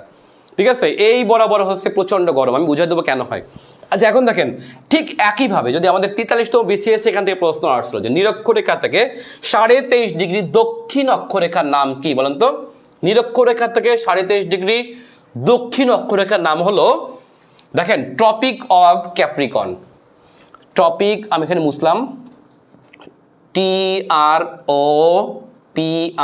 Tropic of CAPRICORN, topic of Capricorn, অথবা এটার নাম হলো মকর ক্রান্তি রেখা, মকর ক্রান্তি রেখা। বুঝছেন তো? অর্থাৎ টপিক অফ ক্যান্সার উপরেরটা, আর নিচেরটা হচ্ছে টপিক অফ ক্যাপ্রিকন অথবা কর্কট ক্রান্তি অথবা মকর ক্রান্তি। এই দুটো রেখা আমরা জানবো ঠিক একই বরাবর, উত্তরেরটা আর দক্ষিণেরটা। একটা মজার ব্যাপার হলো এই বরাবর যে বৈশিষ্ট্য ঠিক দক্ষিণ বরাবর একই বৈশিষ্ট্য থাকবে। বুঝছেন তো? একই রকম বৈশিষ্ট্য। অর্থাৎ সূর্য এই বরাবর কিরণ দেয়। এখন দেখেন, সূর্য যে বরাবর কিরণ দেয় সেখানে ঋতুর বস্তু দেখা যায় না, কিন্তু সূর্য কখনো উত্তর দিকে একটু হেলে যায়, কখনো দক্ষিণ দিকে, এর মধ্যে থাকে। সূর্য কখনো এই বরাবর আসে, কখনো এই বরাবর আসে। যেমন আমাদের এখন এই বরাবর, মানে আমাদের এখন চোখের উপর আছে সূর্য। বুঝছেন তো? সো প্রচন্ড গরম। সূর্য এখন অবস্থান করছে কোথায়? একদম আমাদের মাথার উপর ঠাড়া পড়া রোদ, বুঝতেই পারছেন? এই বরাবর চলে আসছে। পৃথিবীতে মাঝে মাঝে সূর্য এই বরাবর আসে। সো ঋতু তখন হচ্ছে আপনার চেঞ্জ হয়, এটা কিন্তু আমরা বুঝতে পারি। সো দেখেন, এখন একটু দেখি আমরা তাহলে এই যে কর্কট ক্রান্তি রেখা, এই কর্কট ক্রান্তি রেখার বৈশিষ্ট্য কি? আচ্ছা, কর্কট ক্রান্তি রেখা কিন্তু আপনার এখানে কিন্তু আবহাওয়ার এবং জলবায়ুর ব্যাপক তারতম্য লক্ষ্য করা যায়। আমরা জানি এখানে শীতকালও হয়, গ্রীষ্মকাল হয়, তবে একটা ব্যাপার আছে, এখানে চরম কোনো শীতকালও হয় না, আর একদম চরম যে একেবারে কি বলবো যে প্রচণ্ড শীত, কিন্তু এখানে হাড় কাঁপানো শীত হয় না কিন্তু এই বরাবর। ঠিক আছে, এটা কোন বরাবর? টপিক অফ ক্যান্সার বরাবর। বুঝছেন তো? আচ্ছা, এখন দেখি আমরা এই টপিক অফ ক্যান্সার, এখানে হচ্ছে আপনার ঋতুর বৈচিত্র্য দেখা যায়। আমরা যদি খেয়াল করে দেখি যে বাংলাদেশ আছে, ইন্ডিয়া আছে, এখানে কিন্তু আপনার ষড় ঋতুর দেশ দেখবেন আপনি। এই বরাবর হচ্ছে আপনার প্রধানত 3টা ঋতু অনুভব করি আমরা, একটা হলো গ্রীষ্ম, বর্ষা, শীত। প্রচণ্ড গরম, প্রচণ্ড বর্ষা, আর না হলে প্রচণ্ড শীত অনুভূত হয় এখানে। বুঝছেন তো? এখানে ঋতু বৈচিত্র্য দেখা যায়, বাট এই বরাবর দেখা যায় না। সো কর্কট ক্রান্তি রেখা যদি আমরা একটু জুম করে বাংলাদেশে আসি, তাহলে কোথায় আমরা এখানে বাংলাদেশটা একটু দেখানোর চেষ্টা করি। ধরেন বাংলাদেশটা আনুমানিক এই বরাবর, ধরলাম বাংলাদেশটা আনুমানিক এই বরাবর। ওকে, বাংলাদেশের মধ্যভাগ দিয়ে ধরলাম এই রেখাটি গেছে, এটা ধরেন বাংলাদেশ। ওকে, এখন আমি জুম করে বাংলাদেশটাকে আমি জুম করে বড় করে নিয়ে আসলাম। এইটা হলো বাংলাদেশ। দেখেন, বাংলাদেশের মধ্যভাগ দিয়ে আমি আগেই বলছি যে এই রেখাটি অতিক্রম করছে, সেটি হলো পূর্ব থেকে পশ্চিমে। এটাকে আমি জুম করে এখানে বড় করে আপনাদের দেখালাম। এটা হলো আপনার টপিক অফ ক্যান্সার। এই মুহূর্তে আপনার একটু বোঝা সহজ। দেখেন, এটা হলো কি? কর্কট ক্রান্তি রেখা, কর্কট ক্রান্তি রেখা। ওকে, এই কর্কট ক্রান্তি রেখার আমাদের যদি আমরা বলি যে বাংলাদেশে প্রবেশ করছে বা ছেদ করছে কোন জায়গা দিয়ে, দুইটা জেলার নাম উল্লেখযোগ্য। এই দিকটা আমি যদি পূর্ব দিকটা আসি, বলেন তো পূর্ব দিকে কোন জেলা প্রচন্ড গরম, দক্ষিণ দিকে কোন জেলা প্রচন্ড গরম। এবার যে দাবদাহ গেল বা অলরেডি আছে এই মুহূর্তে, সেই দাবদাহের কিন্তু একটা বড় ভোগান্তি হয় এখানে। আচ্ছা, এই রেখা বরাবর প্রচন্ড গরম, এই বরাবর হচ্ছে এখানে আছে কুমিল্লা, এই বরাবর কি আছে কুমিল্লা, আর এই বরাবর আছে কে বলেন তো চুয়াডাঙ্গা। চুয়াডাঙ্গা এবছর সবচেয়ে বেশি গরম অনুভব হয়েছে কোথায়, চুয়াডাঙ্গায়, এবং বিগত কয়েক বছর এখানে প্রচন্ড গরম পড়ে, বুঝছেন তো। এই বরাবরটা হচ্ছে গরম। আপনি দেখবেন যে রিসেন্ট যেখানে যেই জেলাগুলো গরম পড়ছে এর আশপাশে যদি আমরা খেয়াল করি, চুয়াডাঙ্গা, মেহেরপুর, যশোর, কুষ্টিয়া, দেখেন মাগুরা, নড়াইল, গোপালগঞ্জ, ফরিদপুর, রাজবাড়ী, এইদিকে আছে হচ্ছে নারায়ণগঞ্জ, মানিকগঞ্জ, ঢাকা, কুমিল্লা, এইদিকে আছে ব্রাহ্মণবাড়িয়া।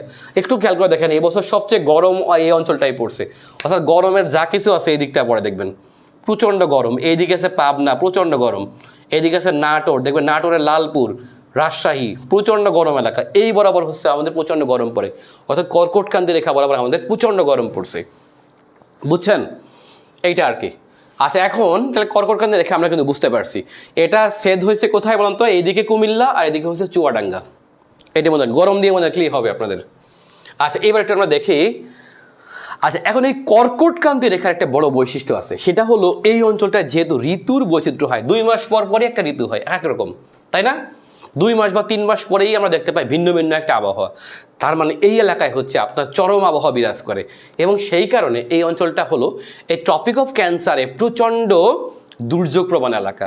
আপনি খেয়াল করে দেখবেন পৃথিবীর যতগুলো দেশ আছে যেখানে দুর্যোগের ঝুঁকি বেশি, তার সবগুলোই প্রায় পড়ছে হচ্ছে এই দিকটায়, না হলে এই হয় টপিক অফ ক্যান্সার বরাবর, না হলে টপিক অফ ক্যাপ্রিকন বরাবর, আর না হলে এই নিরক্ষরেখা মানে এইটুকুর মধ্যে দেখবেন যত যা কিছু আছে সেগুলো দেখবেন বেশিরভাগ হচ্ছে এখানে, বুঝছেন তো। প্রচণ্ড গরম, আর এই প্রচণ্ড গরমের কারণে কিন্তু মানুষের মাথাও গরম থাকে সবসময়, দেখবেন আমাদের মাথা সবসময় গরম দেখবেন। আচ্ছা, একটু দেখি আমরা এখন টপিক অফ ক্যান্সার বরাবর আসলে কারা আছে একটু দেখি আমরা জুম করে এটাকে নিয়ে আসি, জুম করে পৃথিবীর বড় ম্যাপটাকে আমরা এখানে নিয়ে আসি, তাহলে আপনার বুঝতে সুবিধা হবে। দেখেন আমি বলছি যে এই বরাবর প্রচুর গরম পড়ে, তাহলে এই বরাবর প্রচুর তাপ পড়ে, এবং তাপের অনুভবের কারণে আমরা জানি যে এখানে এখানে অনেকগুলো মরুভূমি সৃষ্টি হয়েছে। আপনি একটু খেয়াল করে দেখেন পৃথিবীতে টপিক অফ ক্যান্সার আর টপিক অফ ক্যাপ্রিকন বরাবরই সবগুলো হচ্ছে কি বলতো মরুভূমি। যদি বলি আমরা এই বরাবর কি আছে দেখেন, এই বরাবর দেখি আমরা, এটা হলো টপিক অফ ক্যাপ্রিকন বা মকর ক্রান্তি। ওকে, মকর ক্রান্তি বরাবর আপনার যতগুলো মরুভূমি আমরা দেখতে পাই। দেখেন খেয়াল করে কিভাবে, আমি যদি টপিক অফ ক্যান্সার বরাবর যাই, অর্থাৎ কর্কট ক্রান্তি রেখা বরাবর বাংলাদেশ বরাবর যা কিছু আছে এই বরাবর পৃথিবীর বিখ্যাত সব মরুভূমি সমূহ। যদি আমরা এই দিকে যাই, পৃথিবীর বৃহত্তম উষ্ণ মরুভূমি বলা হয় সাহারাকে, যদিও পৃথিবীর বৃহত্তম মরুভূমি কিন্তু অ্যান্টার্কটিকা মহাদেশ, এটা হলো শীতল মরুভূমি। বাট পৃথিবীতে মরুভূমি বলতে আসলে আমরা ভাবি যে প্রচণ্ড গরম পড়বে। আচ্ছা, প্রচণ্ড গরম হলেও যেমন মরুভূমি হয়, আবার প্রচণ্ড শীত পড়লেও মরুভূমি হতে পারে। মেইন কথা এটা না, মেইন কথা হচ্ছে বৃষ্টিপাতের পরিমাণ আছে একটা, এই পর্যাপ্ত বৃষ্টিপাত যেখানে না হয় একদম কম হয় সেইটাকে আমরা আসলে মরুভূমি বলি। সেই অর্থে হচ্ছে আপনার পৃথিবীর সবচেয়ে বৃহত্তম মরুভূমি হচ্ছে অ্যান্টার্কটিকা মহাদেশ বা দক্ষিণ গোলার্ধ, আর পৃথিবীর দ্বিতীয় বৃহত্তম মরুভূমি এই কারণে হচ্ছে উত্তর গোলার্ধ। আর পৃথিবীর উত্তর গোলার্ধ না, ভুল বললাম, মানে হচ্ছে পৃথিবীর একদম উত্তর অংশ এটাকে আর কি, বুঝছেন তো। উত্তর মেরু, দক্ষিণ মেরু আর উত্তর মেরু হলো পৃথিবীর প্রথম এবং দ্বিতীয় বৃহত্তম মরুভূমি অঞ্চল। বাট যদি আমরা বলি পৃথিবীর বৃহত্তম শীতল মরুভূমি কোনটা, তার আনসার হবে সাহারা। দেখেন এই সাহারা পড়ছে কিন্তু টপিক অফ ক্যান্সার বরাবর, এই যে সাহারা আমরা দেখতে পাচ্ছি এই বরাবর পড়ছে, দেখছেন তো। তাহলে পৃথিবীর বৃহত্তম মরুভূমি সাহারা মানে উষ্ণ মরুভূমি সাহারা পড়ছে এই টপিক অফ ক্যান্সার বরাবর, দেখছেন এই বরাবর যত মরুভূমি আমি আগেই বলছি। যদি আমরা এখান থেকে একটু রেড সি পাড়ি দিয়ে এই পাশে আসি, তাহলে দেখতে পাচ্ছি আমরা ওমান, ইয়েমেন, সৌদি আরবিয়া, কাতার, কুয়েত, এইদিকে ইউএই, ঠিক আছে। এই বরাবর পৃথিবীর গ্রেট অ্যারাবিয়ান মরুভূমি, দেখেন এটা হলো অ্যারাবিয়ান মরুভূমি। ঠিক এখানে সিরিয়া আসলে দেখতে পাই আমরা সিরিয়ান মরুভূমি, সিরিয়া ইসরায়েল এই বরাবর সিরিয়ান মরুভূমি, দেখছেন তো। আমি যদি এখান থেকে একটু আরব সাগর পাড়ি দিয়ে এই পাশে আসি তাহলে দেখতে পাচ্ছি আমরা ভারত এবং পাকিস্তানের মাঝে এখানে হলো বিখ্যাত থর মরুভূমি। থর, বুঝছেন তো? আমরা যদি এখান থেকে এই দিকটা আসি, আশপাশে দেখেন, আমরা যদি এখান থেকে এই দিকটা আসি দেখতে পাচ্ছি আমরা এই যে ভারতের উত্তর দিকে গেলে হিমালয় ক্রস করলেই দেখতে পাচ্ছি আমরা অপর প্রান্তে বৃষ্টিপাত একেবারেই কম হয় সিনজিয়াং এবং এইদিকে গোবি এলাকায়। সো এখানে হিমালয় থাকার কারণে এখানে মাঝখানে কি আছে বলতে বিখ্যাত হিমালয় পর্বতমালা। এই হিমালয় পর্বতমালা থাকার কারণে অপর পাশটা হচ্ছে বৃষ্টি ছায় অঞ্চল, অর্থাৎ বৃষ্টিপাত বা মেঘ এই হিমালয় ক্রস করে যেতে পারে না। সো যেহেতু হিমালয় ক্রস করে যেতে পারে না, তার মানে হচ্ছে ওই অঞ্চলটা হচ্ছে একটা বৃষ্টি ছায়া অঞ্চল বা বৃষ্টির ছায়া অঞ্চল সৃষ্টি হয়েছে, যেটাকে যাকে বলি হচ্ছে আমরা বৃষ্টির ছায়া অঞ্চল। সো এই বৃষ্টির ছায়া অঞ্চল হওয়ার কারণে হচ্ছে তিব্বতে, এইদিকে সিনজিয়াংয়ে, এইদিকে হচ্ছে গোবি অঞ্চলে মানে মঙ্গোলিয়া এবং উত্তর চীনে এখানে সবচেয়ে কম বৃষ্টিপাত হওয়ার মধ্যে অন্যতম। বিধায় এখানে বিখ্যাত তাকলামাকান মরুভূমি, বিখ্যাত গোবি মরুভূমি সৃষ্টি হয়েছে এই বরাবর। দেখছেন তো এই বরাবর কি মরুভূমি? গোবি মরুভূমি, বুঝছেন? আচ্ছা, আরো একটা বিষয়, তিব্বত একটা উপত্যকাও বটে, বাট তিব্বত একই সাথে কিন্তু উপত্যকার পরে একটা মরুভূমিও বটে। তিব্বতের পর্যাপ্ত বৃষ্টিপাত একেবারেই হয় না, কিন্তু এটা পৃথিবীর একেবারে ছাদে অবস্থিত। সো এই অঞ্চলটাকে আরেকটা নামে ডাকা হয়, সেটা হচ্ছে পামির মালভূমি নামেও ডাকা হয়। পামির মালভূমিকে বলা হয় পৃথিবীর ছাদ, অর্থাৎ এইদিকে আফগানিস্তান, উত্তর পাকিস্তান, দক্ষিণ চায়না, তিব্বত, সিনজিয়াং এবং এদিকে যে কিছু মধ্য এশিয়ার দেশ আছে, এই অঞ্চলটাই হচ্ছে পৃথিবীর ছাদ খ্যাত পামির মালভূমি অঞ্চল অবস্থিত, বুঝছেন? এই বরাবর দেখেন কি ধরনের বৈশিষ্ট্য আমরা দেখতে পাচ্ছি। আচ্ছা দেখেন, এই বরাবর যদি আমরা মাঝখানে তো সাগর দেখতে পাচ্ছি, এই টপিক অফ ক্যান্সার থেকে যদি আমরা এই বরাবর আসি, অর্থাৎ বাংলাদেশের ঠিক বরাবর যদি আমরা পশ্চিম দিকে যাই, পশ্চিমে আসার হচ্ছে আপনার মেক্সিকো। দেখছেন তো এই যে মেক্সিকোর উত্তর দিকে যে রাজ্যটা আছে এটাকে বলা হয় বাজা ক্যালিফোর্নিয়া। কি বলা হয় বলতো? বাজা ক্যালিফোর্নিয়া। আর আমেরিকার দক্ষিণ দিকের অঞ্চলটাকে আমরা দিকে বলি ক্যালিফোর্নিয়া। এই যে বাজা ক্যালিফোর্নিয়া, ক্যালিফোর্নিয়া এবং আমেরিকার ক্যালিফোর্নিয়া, এই বরাবর সৃষ্টি হয়েছে বিখ্যাত সোনোরা মরুভূমি। ঠিক আছে, এই যে সোনোরা মরুভূমি হচ্ছে আপনার এই মেক্সিকোতে অবস্থিত, মেক্সিকো এবং যুক্তরাষ্ট্রে অবস্থিত, বুঝছেন তো? এখানে আরো কয়েকটি তিনটা মরুভূমি আছে এই বরাবর, সেই বরাবরও কিন্তু আপনার মরুভূমি লিখছেন। তাহলে মরুভূমি কোথায় একটু আমরা মনে রাখতে পারি, সোজা একেবারে দেখছেন। আচ্ছা, যদি আমরা এখান থেকে দক্ষিণ বরাবর আসি, তাহলে দক্ষিণ বরাবর আসলে আমরা দেখতে পাচ্ছি মকর ক্রান্তি রেখা। এই মকর ক্রান্তি রেখা বরাবর এই অঞ্চলে মরুভূমি। দেখেন আপনি খেয়াল করে, আমরা যদি অস্ট্রেলিয়াকে আমরা বলি যে অস্ট্রেলিয়ায় লোকজন নাই, এই যে অস্ট্রেলিয়ায় যে লোকজন নাই কেন? পৃথিবীতে অস্ট্রেলিয়ার কিছু বৈশিষ্ট্য যদি আমরা দেখি, দেখেন অস্ট্রেলিয়ার একটা বৈশিষ্ট্য হচ্ছে কি, অস্ট্রেলিয়া কেন এত শূন্য, এটা একটা বিষয় না? এবং অস্ট্রেলিয়ার বেশিরভাগ লোক, মাত্র 3.25 কোটি লোক বসবাস করে, এত বড় একটা রাষ্ট্র। যদি অস্ট্রেলিয়া যদি বাংলাদেশ হতো, মানে বাংলাদেশের মতো ঘন হতো, তাহলে অস্ট্রেলিয়ার লোক সংখ্যা হতো মিনিমাম 800 থেকে 1000 কোটি। চিন্তা করেন আপনি, মানে হচ্ছে এত লোক হইতো, অথচ অস্ট্রেলিয়ায় মাত্র 3 কোটিরও কম লোক বসবাস করে। এই যে কম লোক বসবাস কেন করে, তার পেছনেও কিন্তু এই রেখাগুলো দায়ী, তার পেছনে অ্যান্টার্কটিকা দায়ী। কিভাবে দায়ী? অস্ট্রেলিয়া কেন দক্ষিণ দিকে এবং পশ্চিম দিকে লোকশূন্য, প্রায় লোকশূন্য কোথাও না, বাট প্রায় জনশূন্য বলা হয়। অস্ট্রেলিয়ার কোন দিকটা জনশূন্য বলুন তো? এই যে দক্ষিণ দিকটা দেখেন, দক্ষিণ দিকটা এবং বিশেষ করে পশ্চিম উপকূলটা, এই পশ্চিম উপকূলটা হচ্ছে অস্ট্রেলিয়ার একেবারে লোকশূন্য এবং মাঝ বরাবর একেবারে মানে বেশিরভাগ হচ্ছে এখানে লোক সংখ্যা নেই বললেই চলে। তার মানে অস্ট্রেলিয়ার লোকেরা বসবাস করে আসলে কোন দিকে, এগুলো আমি শুধু শিখাচ্ছি না, অনেক কিছু শিখাচ্ছি এখানে একবারে। এখানে শুধু ভূগোল না, অনেক কিছু আপনি শিখবেন একবারে। আচ্ছা, অস্ট্রেলিয়ার লোকেরা তাহলে বসবাস করে কোথায়? অস্ট্রেলিয়ার লোকেরা বসবাস করে বেশিরভাগ হচ্ছে পূর্ব উপকূলে, এই দিকটায়। দেখবেন অস্ট্রেলিয়ার মোস্ট অফ শহর, যেমন পার্থ, সিডনি, যেগুলোকে আমরা চিনি, মেলবোর্ন টেলবোর্ন, দেখবেন মোস্ট অফ কিন্তু এই পূর্ব উপকূলে, অর্থাৎ প্রশান্ত মহাসাগরের যে উপকূলটা আছে গ্রেট ব্যারিয়ার রিফ বরাবর, এই বরাবরই হচ্ছে আপনার অস্ট্রেলিয়ার বেশিরভাগ লোক বসবাস করে, এই কারণে। বুঝছেন তো? আচ্ছা, কেন বসবাস করে তার দুইটা কারণ আছে। একটা কারণ আমি বলছি, অস্ট্রেলিয়ার মাঝখানটা শূন্য। কেন শূন্য? কেননা এই বরাবর গেছে হচ্ছে টপিক অফ ক্যাপ্রিকন অথবা মকর ক্রান্তি রেখা।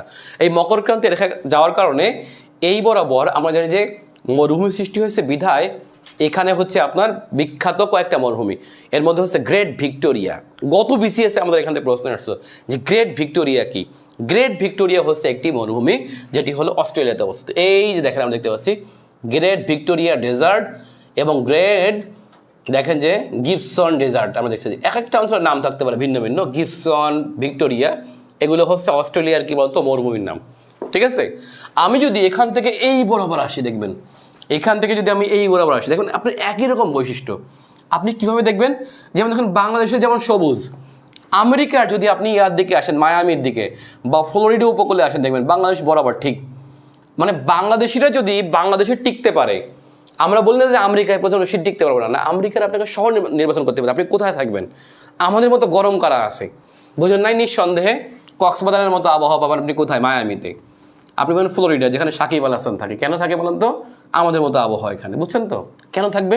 ঠিক এই বরাবর যদি আমি ক্যালিফোর্নিয়াতে আসি, এই যে ক্যালিফোর্নিয়া অঞ্চলটা আছে আমেরিকার, ঠিক এখানে একই রকম আবহাওয়া আমাদের জন্য গরম, আমরা থাকতে পারবো খুব সহজে কিন্তু, দেখছেন তো।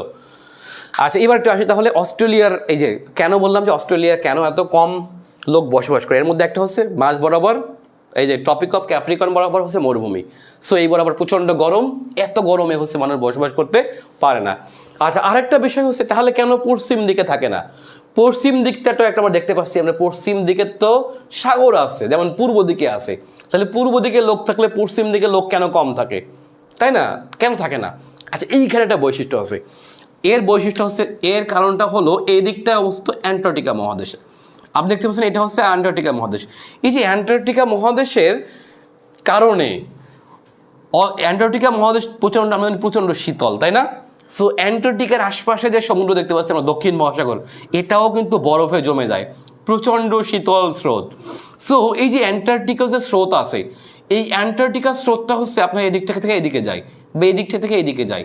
এই যে অ্যান্টার্কটিকার যে স্রোত আছে, এই স্রোতের কারণে যেহেতু স্রোতটা ঠান্ডা, এটা মানে অস্ট্রেলিয়ার পশ্চিম উপকূল থেকে দক্ষিণ দিকে হলো অ্যান্টার্কটিকা মহাদেশ। সো অ্যান্টার্কটিকার এই পাশটায় যেহেতু এই স্রোতগুলো প্রচণ্ড শীতল পানির স্রোত, এই শীতল পানির স্রোতের কারণে কিন্তু আপনার পানি কি হয় না বলুন তো, জলীয় বাষ্পে পরিণত হয় না।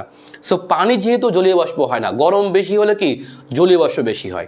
সো জলীয় বাষ্প যেহেতু আপনার এখানে বেশি হচ্ছে না, সো আপনারা বুঝতে পারছেন মেঘ কম হচ্ছে, এই বরাবর মেঘ সৃষ্টি কম হয়।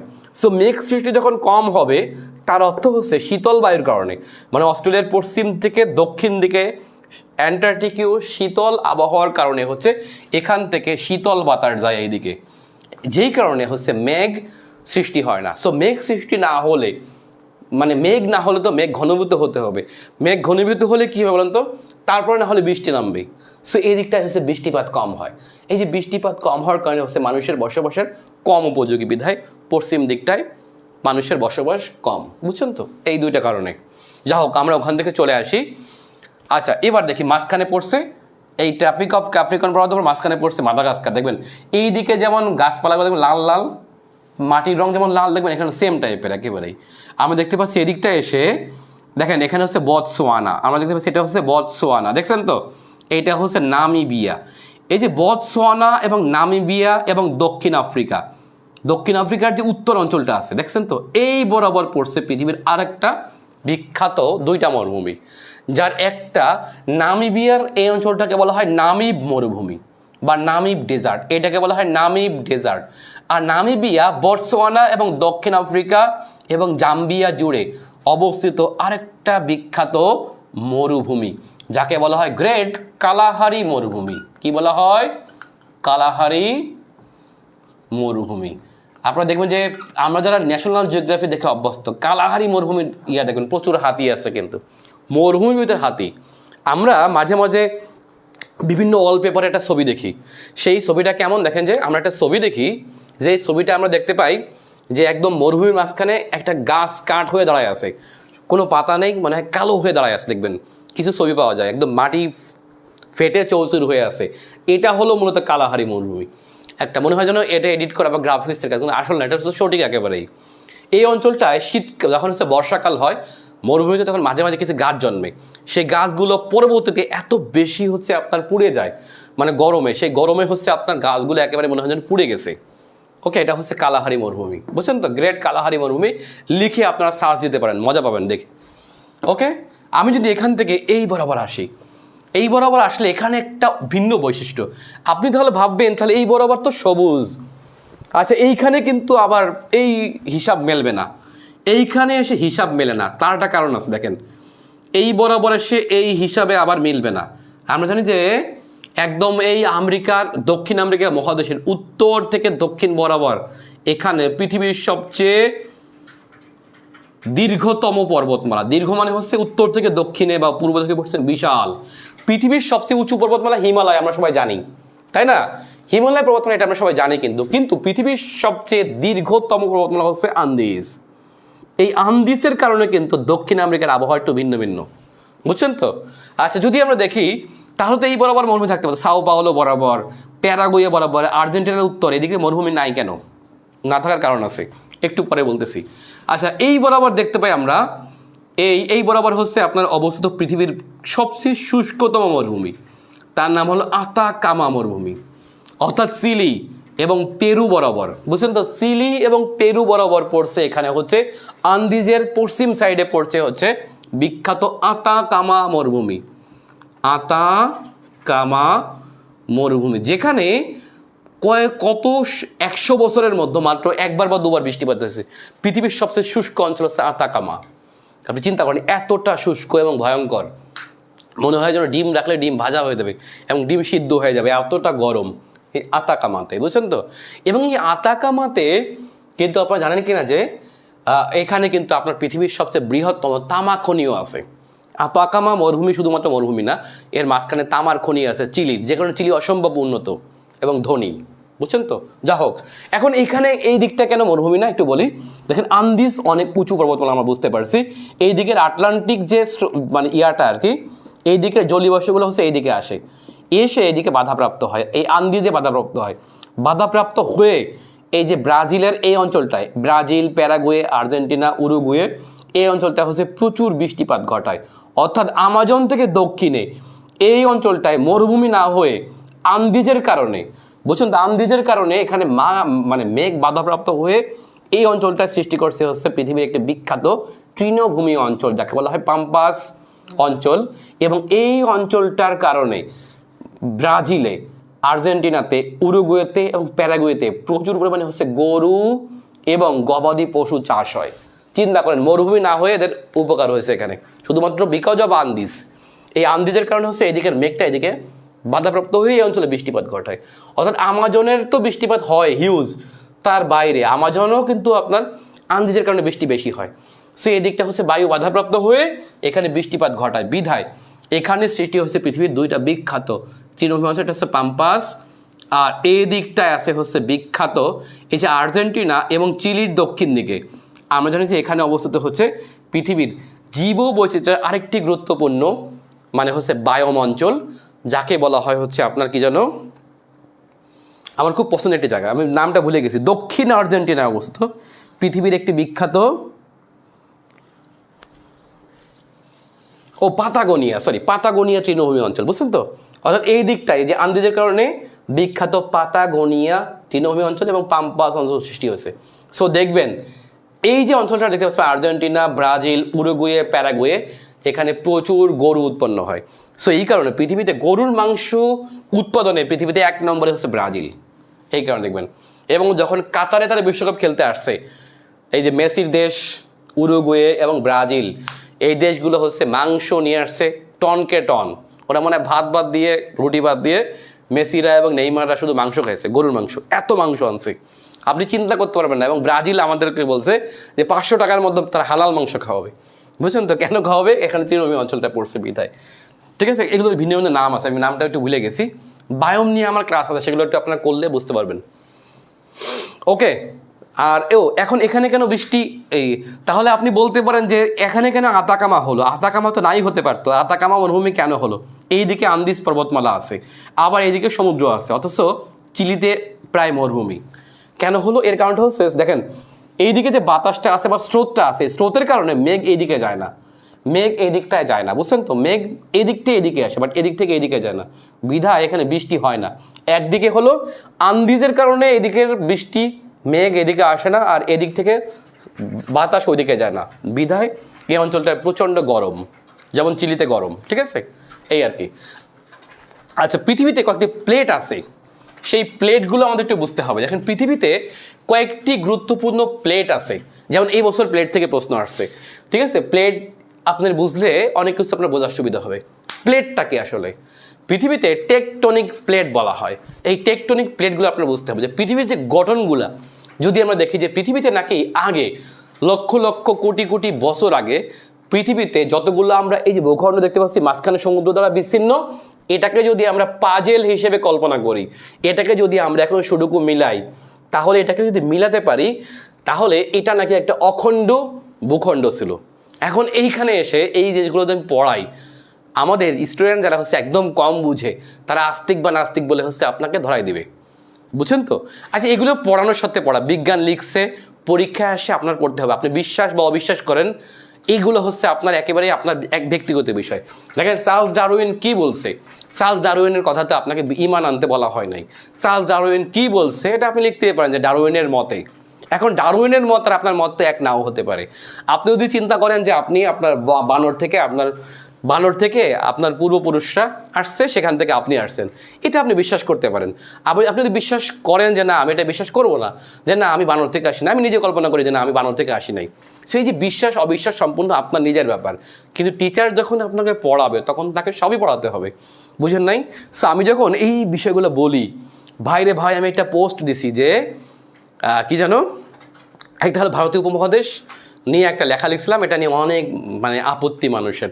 আবার যখন হচ্ছে টেকটনিক প্লেট নিয়ে একটা পোস্ট দিছি, সবার অনেক আপত্তি। এই আপত্তিটা কোথায়? তারা বলে হিমালয় এভাবে সৃষ্টি হয় নাই, হিমালয় হচ্ছে কোনো পাহাড় পর্বতই হচ্ছে এভাবে সৃষ্টি হয় নাই, পাহাড় পর্বত হচ্ছে আল্লাহ প্রেরক হিসেবে পাঠাইছে।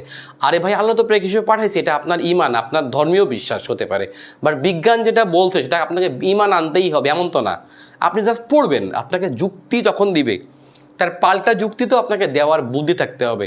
এই জায়গায় এসে আমরা হচ্ছে প্রচণ্ড মানে কি জানি বলে প্রতিক্রিয়াশীল হয়ে যায়, প্রগতিশীল না, প্রচণ্ড প্রতিক্রিয়াশীল হয়ে যায়। তো যখন টিচার যখন পড়াবে তখন তাকে আস্তিক নাস্তিক বলে তখন গালি দিয়ে দেয়। বুঝলেন তো? আবার আপনি সুবহানাল্লাহ বললেন না কেন? আরে ভাই, সুবহানাল্লাহ সব জায়গায় যে বলতে হবে আপনি তো আপনার মনে মনে আছে ইনশাআল্লাহ সুবহানাল্লাহ, আপনি তো নাই বলেন আপনাকে একদম ধুয়ে দেবে। এই কাজগুলো ভাই আপনারা প্লিজ করবেন না, যারা শিক্ষিত শ্রেণী আছেন একটু একদম করবেন না। বুঝছেন? আজ আমরা দেখতে পাচ্ছি ভালোই উপস্থিতি এখনো। যারা একটু ক্লাসটা লাইক দেননি অথবা এই পেজটি যারা ফলো দেননি, তারা সবাই আরেকবার একটু ফলো দেবেন প্লিজ। সবাই একটু ফলো দেন। আচ্ছা, আমরা সবাই একটু পেজটি ফলো দিয়ে রাখি এবং ক্লাসটিতে সবাই একটু শেয়ার দিয়ে রাখি। আমি আবারও বলি যে আমাদের 1 তারিখ থেকে এখন বেসিক ক্লাস হবে। প্রতিদিন বেসিক ক্লাস আপনারা এই গ্রুপে পাবেন বা আমার পেজ থেকে পাবেন, তবে আমাদের মেইন ক্লাস শুরু হবে 1 তারিখ থেকে।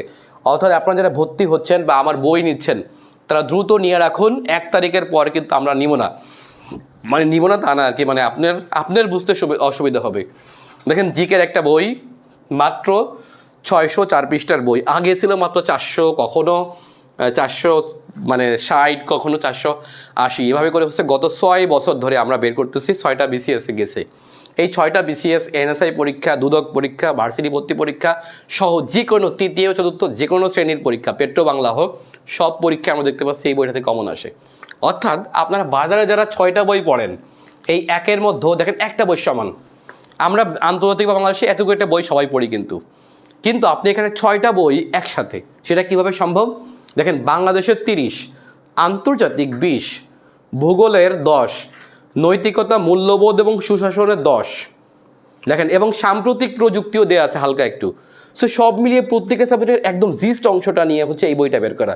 আবার একেবারেও জিস্ট না, মানে একেবারে এমন না যে কোনো টপিক আমরা বাদ দিয়ে গেছি, ব্যাপারটা এমনও না। কিন্তু কোন কোন টপিকের বেশি পড়ার দরকার নেই সেভাবে করে হচ্ছে আমরা বইটা সাজিয়েছি। এই যে 75-এর মোট 5টা বই একই সাথে আমরা প্রত্যেকে কিন্তু আবার একটা সাম্প্রতিক কিনি। আমার এই বইটার বড় বৈশিষ্ট্য হচ্ছে যেখানে এই সেই বেসিক রিলেটেড যত সাম্প্রতিক থাকে সেগুলো দেওয়া থাকে। অর্থাৎ একের মধ্যে আপনার 6টা বই না কিনে 75 নম্বরের জন্য আপনি এই বইটা কিনতে পারেন। অর্থাৎ একটা বইয়ের সমান অনেকের 6টা বই। আপনি বিভিন্ন প্রকাশনী, যেমন MP3-র বই আছে আলাদা আলাদাভাবে, আপনি বাংলাদেশ পড়বেন, আন্তর্জাতিক পড়বেন, ভূগোল পড়বেন, নৈতিকতা পড়বেন, বুঝেন নাই, সুশাসন পড়বেন, আবার সাম্প্রতিক পড়বেন। ওদের 6টা বই পড়বেন, আপনি এখান থেকে মাত্র একটা বই পড়ে তার থেকে বেশি কমন পাবেন। আপনি যতগুলো বই আপনি দেখবেন, আপনি মিলানে বছর প্রশ্নের সাথে মিলালে দেখবেন আপনি সবচেয়ে বেশি কমন পাবেন এই বইটা থেকে। সো সবাই এই বইটাকে আপনারা পড়বেন। General knowledge and current affairs manual 2024, এই বইটার আগে নাম ছিল কারেন্ট অ্যাফেয়ার্স ম্যানুয়াল, কিন্তু কারেন্ট অ্যাফেয়ার্স ম্যানুয়াল নামটা রাখলে যে সমস্যাটা হয় সেটা হচ্ছে সবাই বুঝতে পারে এটা মনে হয় সাম্প্রতিকের বই, কিন্তু না, এটা একটা বেসিক বই। এই বইয়ের 90% প্রায় হচ্ছে বেসিক। সো মাত্র 10% সাম্প্রতিকের জন্য আমরা কেন এই নামটা রাখবো? সো আমি জিকেটা যুক্ত করছি, তবে এটা যুক্ত করে সমস্যা হয়েছে কি, অনেকেই বুঝতে পারতেছে না যে আসলে বইটা কী জন্য। সো সবাইকে বলবো এটা হচ্ছে আপনার জিকের পূর্ণাঙ্গ বই, যে কোনো চাকরি পরীক্ষা, যে কোনো ভর্তি পরীক্ষা, মানে প্রথম দ্বিতীয় শ্রেণী আর বিসিএস হোক, সবখানে আপনার এটা কাজে দিবে। সো বইটা সবাই কিনবেন। ওকে, আচ্ছা, আমাদের বাংলার জন্য যারা বই খুঁজতেছেন, যারা বাংলার জন্য একটা মানানসই বই খুঁজছেন যেখানে একই বইয়ে প্রিলি, লিখিত এবং ভাইবা কমপ্লিট হবে, আপনারা দেখবেন আমি আর কালকে এই বইয়ের কমন দেখাবো, আপনি চিন্তা করতে পারবেন না এখান থেকে কী কী কমন আসছে, বুঝছেন তো? সো এই বইটা আপনারা একটু কিনবেন, বাংলা কোষ। এই বইটা পড়লে কি হবে, বিসিএস সহ যে কোনো চাকরি পরীক্ষার বাংলা বিষয়ক যে মৌলিক জিজ্ঞাসা আছে, এমসিকিউ যেটাকে আমরা বলি, এই এমসিকিউ আপনার হচ্ছে একদম 100% কভার হবে। অর্থাৎ এই বইয়ে যা নেই সেটা আপনি বাইরেও পাবেন না, বাট বাইরে যেটা নেই সেখান থেকে 2-1টা আপনি এখান থেকে কমন পাবেন। এটা একটা বড় বৈশিষ্ট্য, এবং আমার বেশিরভাগ বইয়ের এই একই বৈশিষ্ট্য। অর্থাৎ অন্য জায়গায় যেটা নেই, যেটা আনকমন, যেই প্রশ্নটা আপনাকে পার্থক্য করে দেবে পরীক্ষায়, ওইটা আপনি এখান থেকে কমন পাবেন। সো এটা আপনারা পড়বেন। আচ্ছা, এই বই পড়লে আপনার এখানে গ্রন্থ সমালোচনা দেওয়া আছে, এখানে বিভিন্ন গ্রন্থের সাহিত্যের অংশ আলোচনা করা আছে।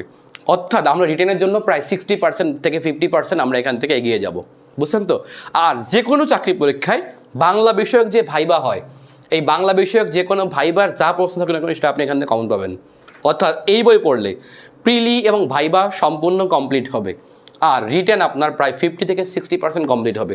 সো আপনাকে এমন কিছু বই সিলেক্ট করা উচিত যেটা হচ্ছে আপনার আগে থেকে কাজ দেয়।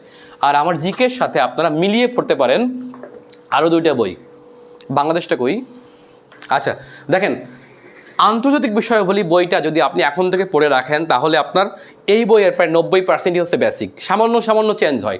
যেমন ন্যাটোর সম্প্রসারণ নিয়ে এবছর কিছু তথ্য যোগ হবে জাস্ট, বাট আহামরি যে চেঞ্জ হবে ব্যাপারটা কিন্তু এমন না, নতুন ঘটনা কিন্তু কম ঘটে। সো ন্যাটোর সম্প্রসারণ নিয়ে আমাদের সুইডেন বা ফিনল্যান্ড ইস্যুটা আগে থেকেই ছিল, যেটা নতুন করে হচ্ছে মেম্বার হয়ে গেছে, তাই ইউরোজোনের মেম্বার একই রকম ছিল, বাট একটু চেঞ্জ হয়েছে। এই সামান্য চেঞ্জ হয়, আহামরি চেঞ্জ হয় না। সো আপনার আন্তর্জাতিক বইটা এখন তো পড়ে রাখবেন। এটা পড়লে আপনি পিলিতেও হেল্প হবে, আর রিটেনে আপনার 100% হেল্প হবে। গত বছর সবচেয়ে বেশি বিক্রি হওয়া আন্তর্জাতিক বই হচ্ছে আমাদের ম্যানুয়াল সিরিজের বইটা, এবং এটার ভাষা অন্য অন্য বই থেকে আপনি একটু কম্পেয়ার করে দেখবেন, বুঝছেন? এটা আর কি।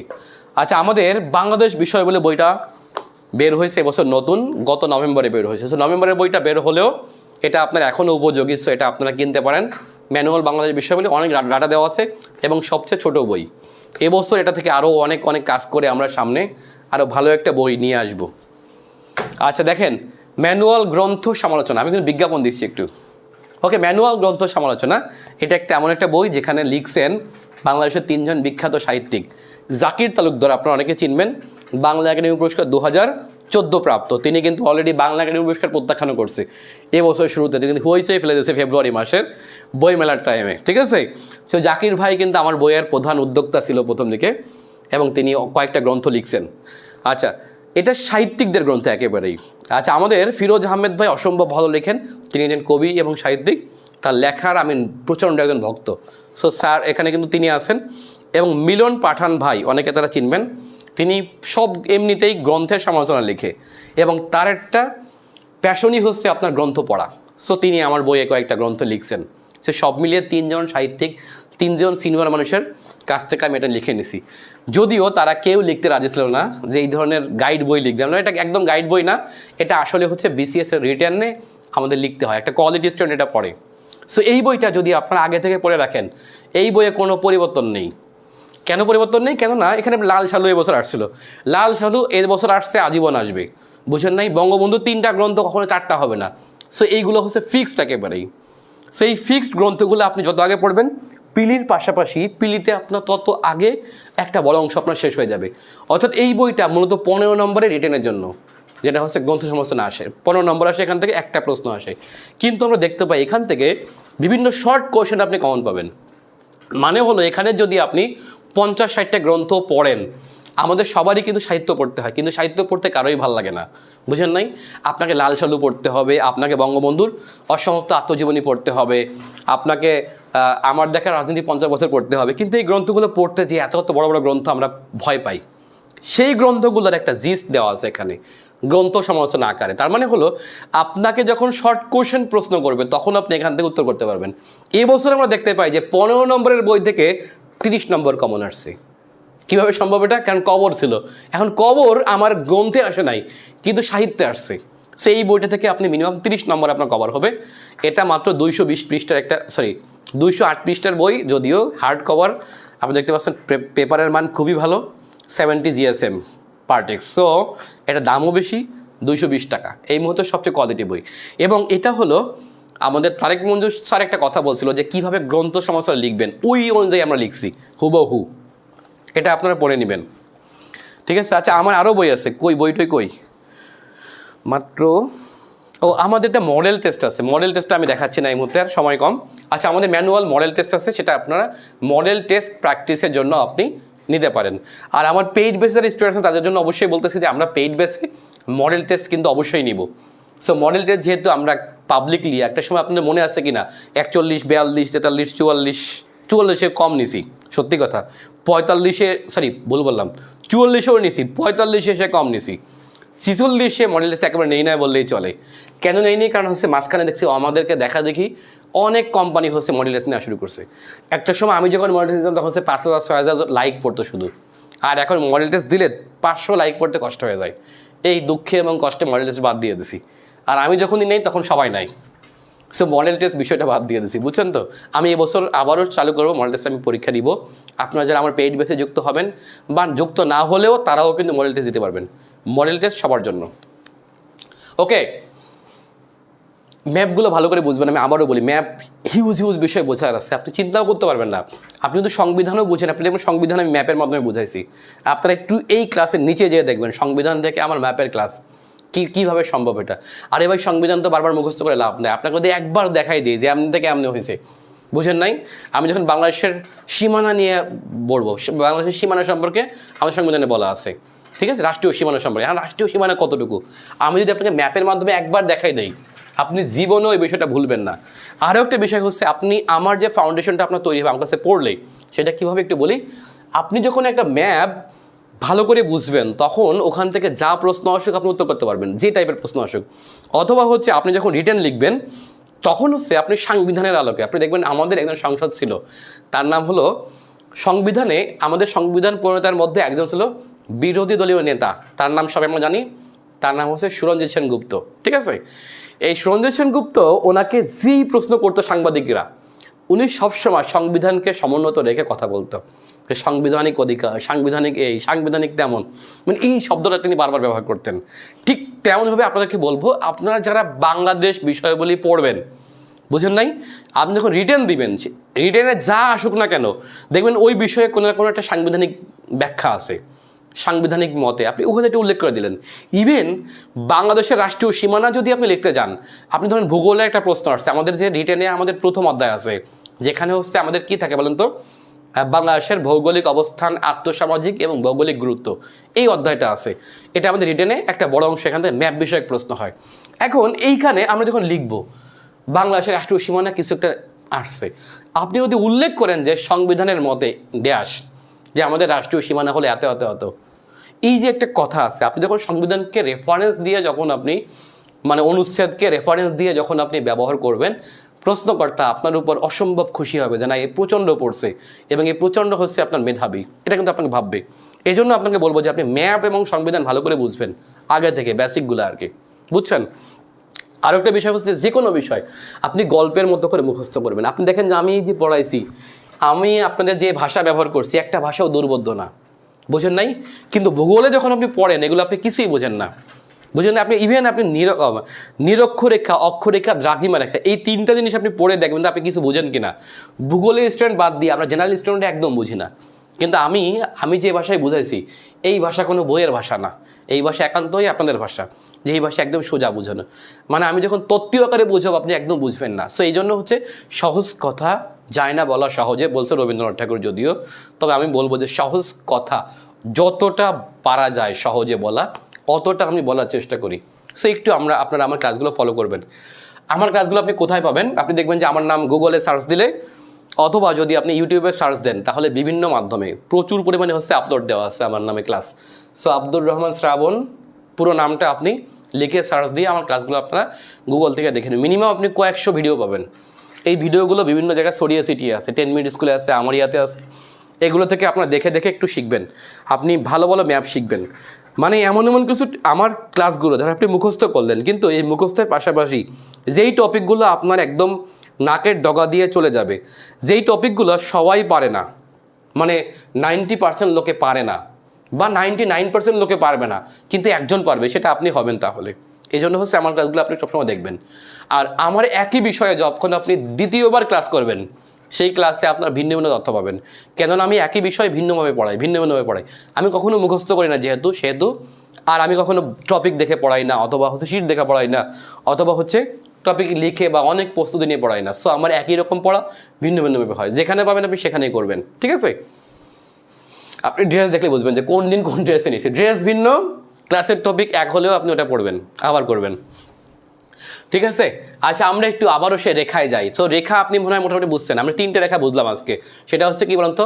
নিরক্ষরেখা, তারপর topic of cancer, topic of Capricorn, ঠিক আছে? এটা আমরা মোটামুটি বুঝছি। আচ্ছা, এটা তো আমি বুঝলাম। আবহাওয়া জলবায়ু তো মোটামুটি আমার বোঝা হয়ে গেল। আচ্ছা, আমার এখনও বাকি আছে, কিন্তু আমি একটু উত্তরে যাই এবং দক্ষিণে যাই, ঠিক আছে?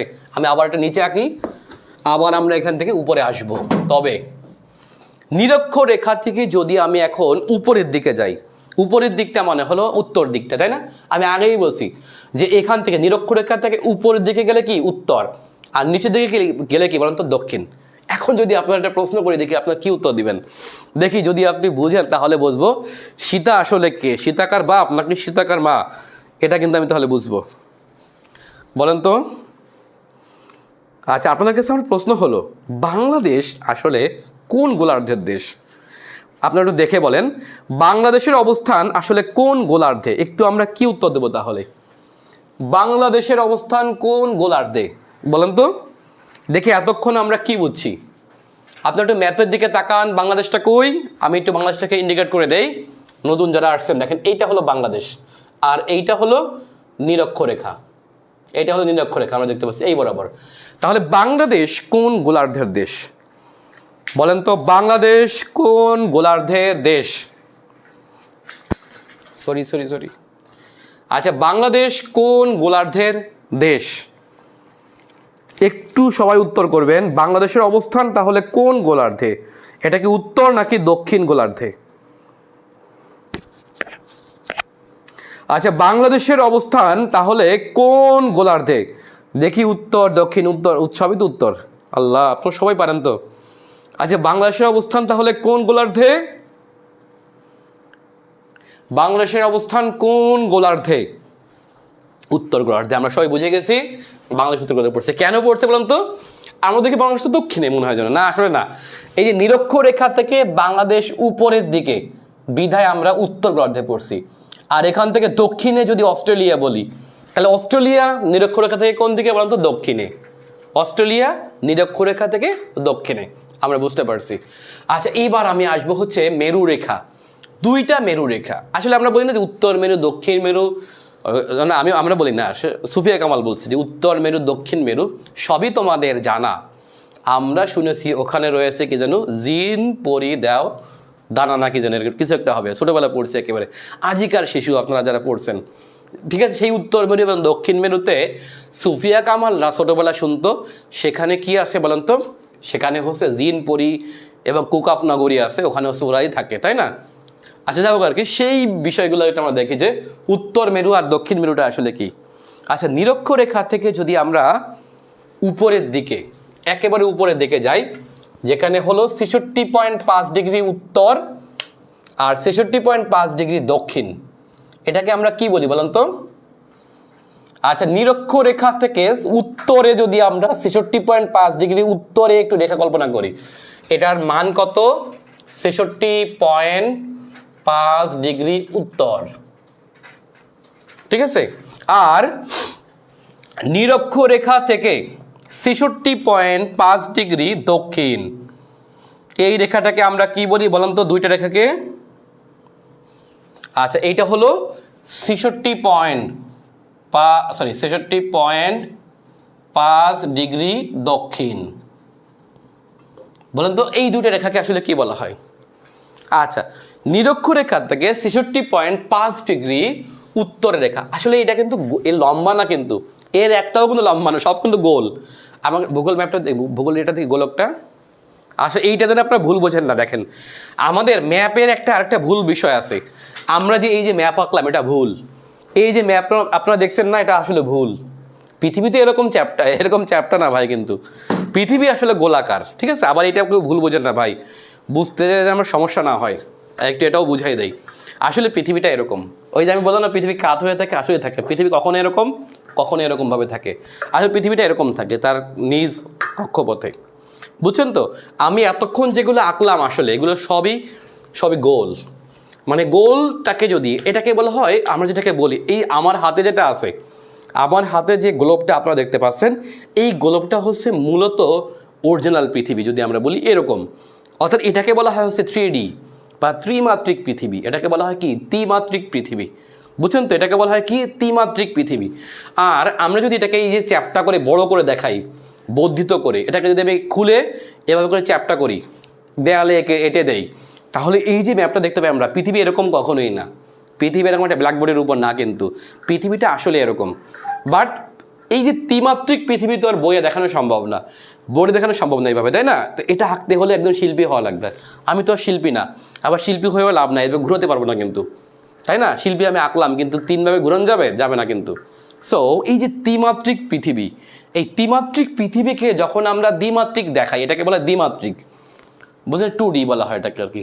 এই পৃথিবীর ত্রিমাত্রিক পৃথিবীকে যখন আমি দ্বিমাত্রিক দেখাই, তখন কিছু কিছু ঝামেলা সৃষ্টি হয়। সেই ঝামেলার একটা হলো উত্তর এবং দক্ষিণের রাষ্ট্রগুলোকে বড় দেখায়। এটা আপনারা জানেন কি না? ত্রিমাত্রিক পৃথিবীকে যদি আমি বড় করে দেখাই এভাবে করে, হ্যাঁ, এটাকে বলা হয় দ্বিমাত্রিক পৃথিবী। বুঝলেন না? আসলে পৃথিবী দ্বিমাত্রিক না, পৃথিবী অবশ্যই ত্রিমাত্রিক, যেটা হচ্ছে গোল। বাট আমাকে দেখতে হলে এভাবে দেখতে হয়, বড় করে। এখন এইখানে যে একটু সমস্যা আছে, সেটা হচ্ছে নিরক্ষরেখার একটা সমস্যা আছে। দেখেন, নিরক্ষরেখা বরাবর আসলে রাষ্ট্রগুলোকে অরিজিনাল দেখি আমরা, কিন্তু নিরক্ষরেখা থেকে উত্তর এবং দক্ষিণে গেলে একটা ঝামেলা সৃষ্টি হয়। সেই ঝামেলাটা কি বলেন তো? সেই ঝামেলাটা হলো ত্রিমাত্রিক পৃথিবীকে দ্বিমাত্রিক দেখাতে গেলে যেই ঝামেলা সৃষ্টি হয়, সেটা হচ্ছে উত্তর এবং দক্ষিণের ভূখণ্ডগুলোকে বড় করে দেখাতে হয়। এই কারণে আমরা যদি একটু ম্যাপের দিকে তাকাই, তাহলে আমরা দেখি অস্ট্রেলিয়াকে। দেখেন, অস্ট্রেলিয়া, এটা হলো অস্ট্রেলিয়া। অস্ট্রেলিয়া কিন্তু একেবারে দক্ষিণে না, দেখতে পাচ্ছি আমরা নিরক্ষরেখার একেবারে কাছাকাছি। এটা হলো অস্ট্রেলিয়া, বুঝছেন তো?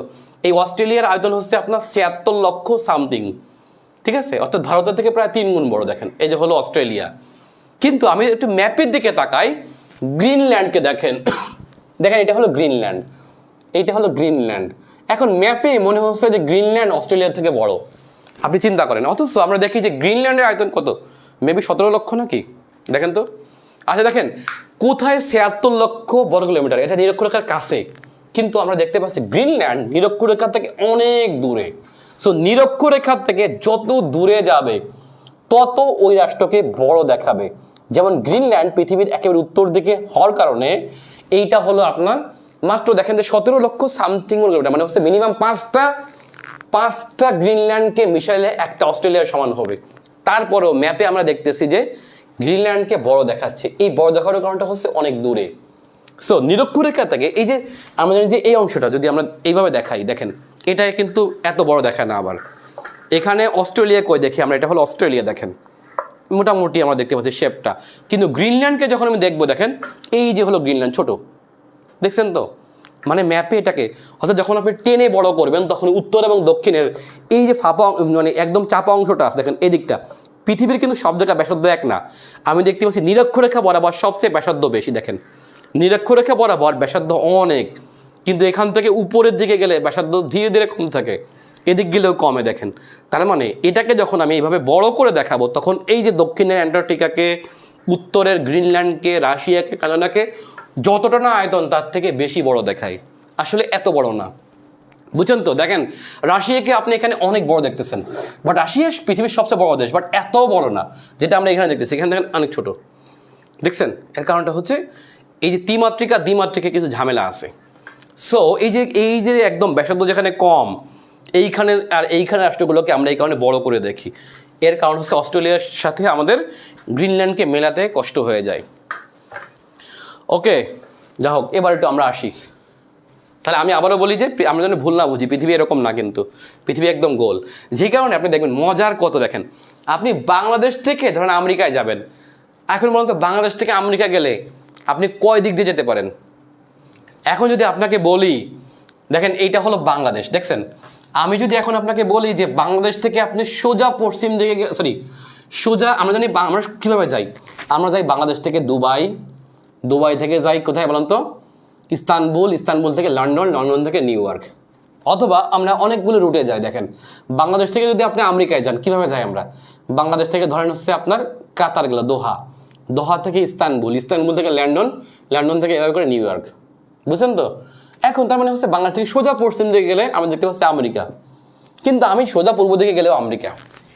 এটা কিভাবে সম্ভব? দেখেন বাংলাদেশ থেকে আমি যদি আমেরিকা যাই, আমি এভাবে না যে এভাবে যেতে পারি। কিভাবে? এই যে বাংলাদেশ থেকে অনেকে যায় সিঙ্গাপুর, এই যে বাংলাদেশ থেকে যায় কোথায়? সিঙ্গাপুর, সিঙ্গাপুর থেকে যায় কোথায়? হংকং অথবা টোকিও, বুঝছেন, অথবা সিউল, এখান থেকে ফ্লাইটে এই যে আমেরিকা। পৃথিবী গোল ভাই, বুঝেন নাই? পৃথিবী গোল, আপনি যে দিকে হাঁটবেন হেঁটে হেঁটে আপনি জায়গা মতোই পৌঁছাবেন আবার। বুঝছেন? এটা হলো বিষয়। মানে আপনাকে বুঝাই দেই, এই যে বাংলাদেশ দেখেন, এইটা হলো বাংলাদেশ। এখন বাংলাদেশ থেকে আপনি পশ্চিম দিকে যান, সোজা গেলেই হচ্ছে আপনার আমেরিকার এই দিকটা দেখতে হচ্ছে আপনার ফ্লোরিডা অঞ্চলটা, দেখছেন? আমরা যাই এবার লন্ডন দিয়ে এইভাবে যাই, বা ইস্তানবুল দিয়ে সোজা এদিকে যাই, বা কাতার থেকে যাই, অথবা রিয়াদ থেকে যাই, দেখছেন? কিন্তু আমি এইভাবে না যেয়ে আমি যদি এখান থেকে বাংলাদেশ থেকে সোজা এদিকে যাই, সিঙ্গাপুর দিয়ে যাই, হংকং দিয়ে যাই, তারপরে সেনজেন দিয়ে যাই, অথবা টোকিও দিয়ে যাই, অথবা সিউল থেকে যাই, একইভাবে যাওয়া যায়। এই দেখেন ঘুরে এই যে আমেরিকা। বুঝছেন তো? পৃথিবী গোল। সো এই কারণে আমরা যখন এই ম্যাপে দেখি, দেখেন পুরোটাই আমাদের ধারণা কিন্তু পাল্টে যাবে। কিভাবে পাল্টে যাবে? দেখেন আমি যখন প্রশান্ত মহাসাগর দেখি, আমি দেখতে পাচ্ছি কোথায় চীন, এই যে হলো চীন, দেখেন এই যে চীন, এই যে জাপান, এই যে কোরিয়া।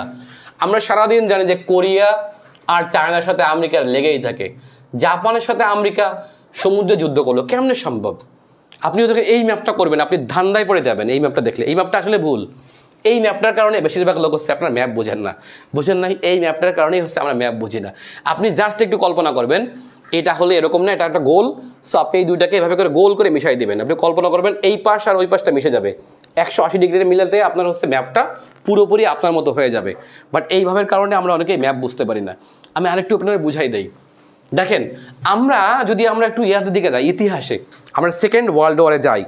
আমরা জানি সেকেন্ড ওয়ার্ল্ড ওয়ারে আমেরিকার সাথে যুদ্ধ হয়েছে ভয়ঙ্করভাবে জাপানের সাথে। জাপান আমেরিকা তখন দুইটা বিন্দুতে অবস্থান করে। জাপান তখন অক্ষশক্তি আর আমেরিকা তখন হচ্ছে মিত্র শক্তির দেশ, এবং দুইটা দেশ কিন্তু আপনার সমুদ্র পথে যুদ্ধ করছে। এখন যদি আপনার ম্যাপে তাকান, জাপান কই? জাপান হলো এই যে, আর আমেরিকা কই? আমেরিকা হচ্ছে এই যে। আমরা দেখতে পাচ্ছি মনে হয় পৃথিবীর দুই প্রান্তে, কিন্তু আসলে কিন্তু না। আসলে পৃথিবী গোল, আসলে পৃথিবী গোল। আর পৃথিবী যদি গোল না হতো তাহলে জাপান থেকে আমেরিকা সবচেয়ে দূরে হতো। জাপান থেকে আমেরিকা এই দিক থেকে দূরে, কিন্তু জাপান থেকে আমেরিকা আমি এই দিক কল্পনা করলে একেবারে কাছাকাছি। কিভাবে কাছাকাছি? দেখেন জাপান আর আমেরিকা যুদ্ধ করছে মূলত হচ্ছে হাওয়াইতে, তাই না? আমরা সবাই জানি যে হাওয়াইতে পার্ল হারবার ঘাঁটি আছে। এটা হলো হাওয়াই দ্বীপপুঞ্জ, এটা হলো আমেরিকা যুক্তরাষ্ট্র। আমি আসলে ম্যাপ বোঝাতে কি বোঝাচ্ছে আমি জানি না, তবে আপনারা শিখবেন কিছু না কিছু, এগুলো ম্যাপ বোঝার দরকার আছে। আচ্ছা, এটা হলো আমেরিকা যুক্তরাষ্ট্র। এখন আমেরিকা যুক্তরাষ্ট্রের আমরা জানি 50তম অঙ্গরাজ্য, এবং আমেরিকা যুক্তরাষ্ট্রের মূল ভূখণ্ডের বাইরে দুইটা অঙ্গরাজ্য, এটা হচ্ছে আলাস্কা, এটা আর এটা হলো হাওয়াই। এই হাওয়াইতে অবস্থিত হচ্ছে আমেরিকার নৌঘাঁটি, নাম ছিল পার্ল হারবার। এই পার্ল হারবারের ঘুমন্ত সেনাদের উপরে জাপান হঠাৎ আক্রমণ করে। এইখানেই জাপান, জাপান খুব বেশি দূরে না রে ভাই। এই যে দেখেন, এই যে জাপান, পৃথিবী গোল, আমি ওটাকে এবার মিশাই দিই উত্তর দিক থেকে, তাহলে দেখবেন যে আপনি কিভাবে বুঝবেন। এইখানে হচ্ছে হাওয়াই, বুঝছেন তো? আর এখানে আমেরিকার ক্যালিফোর্নিয়া। তাহলে আমেরিকা থেকে জাপানের দূরত্ব খুব বেশি কম না, খুব বেশি না, কিন্তু মাঝখানে একটা প্রশান্ত মহাসাগরের অল্প একটু অংশ। সো এই কারণে আমেরিকা এবং জাপানের মাঝখানে একটা দ্বীপ আছে, আমেরিকান দ্বীপ, যাকে বলা হয় পার্ল হারবার। এই পার্ল হারবার আক্রমণ করে জাপান হচ্ছে প্রথম কৃতিত্ব দেখায়। সো আমেরিকা হচ্ছে এই যুদ্ধে জড়িয়ে পড়ে। সো পৃথিবী যে গোল সেটা আপনাকে এখান থেকে বুঝাইলাম।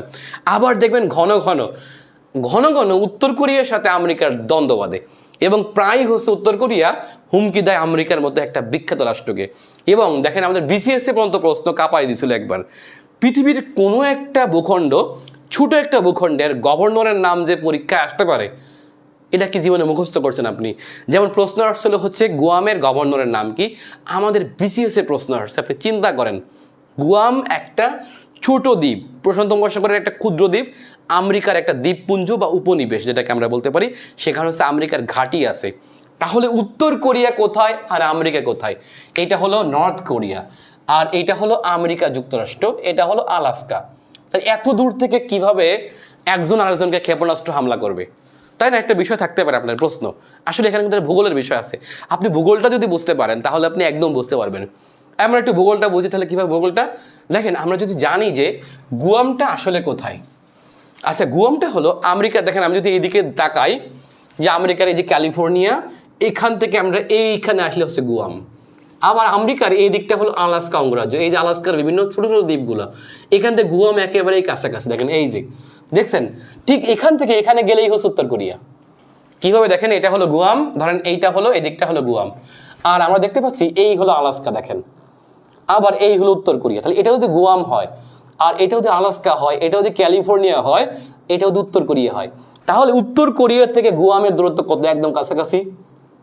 জাপান সাগর, প্যাসিফিক সাগরে গেলেই এটা হলো গুয়াম। দেখছেন পৃথিবী যে গোল সেটা আপনারা বুঝাই দিলাম এখানে, সোজা একেবারেই, বুঝছেন তো? সো পূর্ব পশ্চিম উত্তর দক্ষিণ এভাবে আপনি মিলাই নেবেন। আচ্ছা এই হলো বিষয়। আবার রাশিয়া আর আমেরিকা কোথায়? ভাই রে ভাই, এই হলো বিশাল দেশ রাশিয়া, আর এই হলো আমেরিকা। তাহলে দুইটা দেশ কিভাবে একে অপরকে ক্ষেপণাস্ত্র তাক করে রাখছিল একটা সময় আমরা জানি, তাই না? কিভাবে সম্ভব? এটা এত দূরে থাকার পরেও অনেক অনেক দিক থেকে সম্ভব। তার মধ্যে একটা সম্ভব হচ্ছে, আপনারা সবাই জানেন যে আমেরিকার যে বৃহত্তম অঙ্গরাজ্যের নাম আলাস্কা। আরে ভাই এই আলাস্কা তো একটা সময় 1867 সালে আমেরিকার কাছ থেকে, রাশিয়ার কাছ থেকে আমেরিকাটা কিনে নিছে। আপনি চিন্তা করেন, রাশিয়ার ভূখণ্ড এখানেও ছিল। এখন আমি যদি বলি আলাস্কা কই, আলাস্কাটা হচ্ছে এই যে, এই হলো আলাস্কা। দেখেন এটা আমেরিকার আলাস্কা অঙ্গরাজ্য, আয়তনে সবচেয়ে বড়, আর লোক সংখ্যা থাকুক না থাকুক আমেরিকার জন্য ইম্পর্টেন্ট কিন্তু।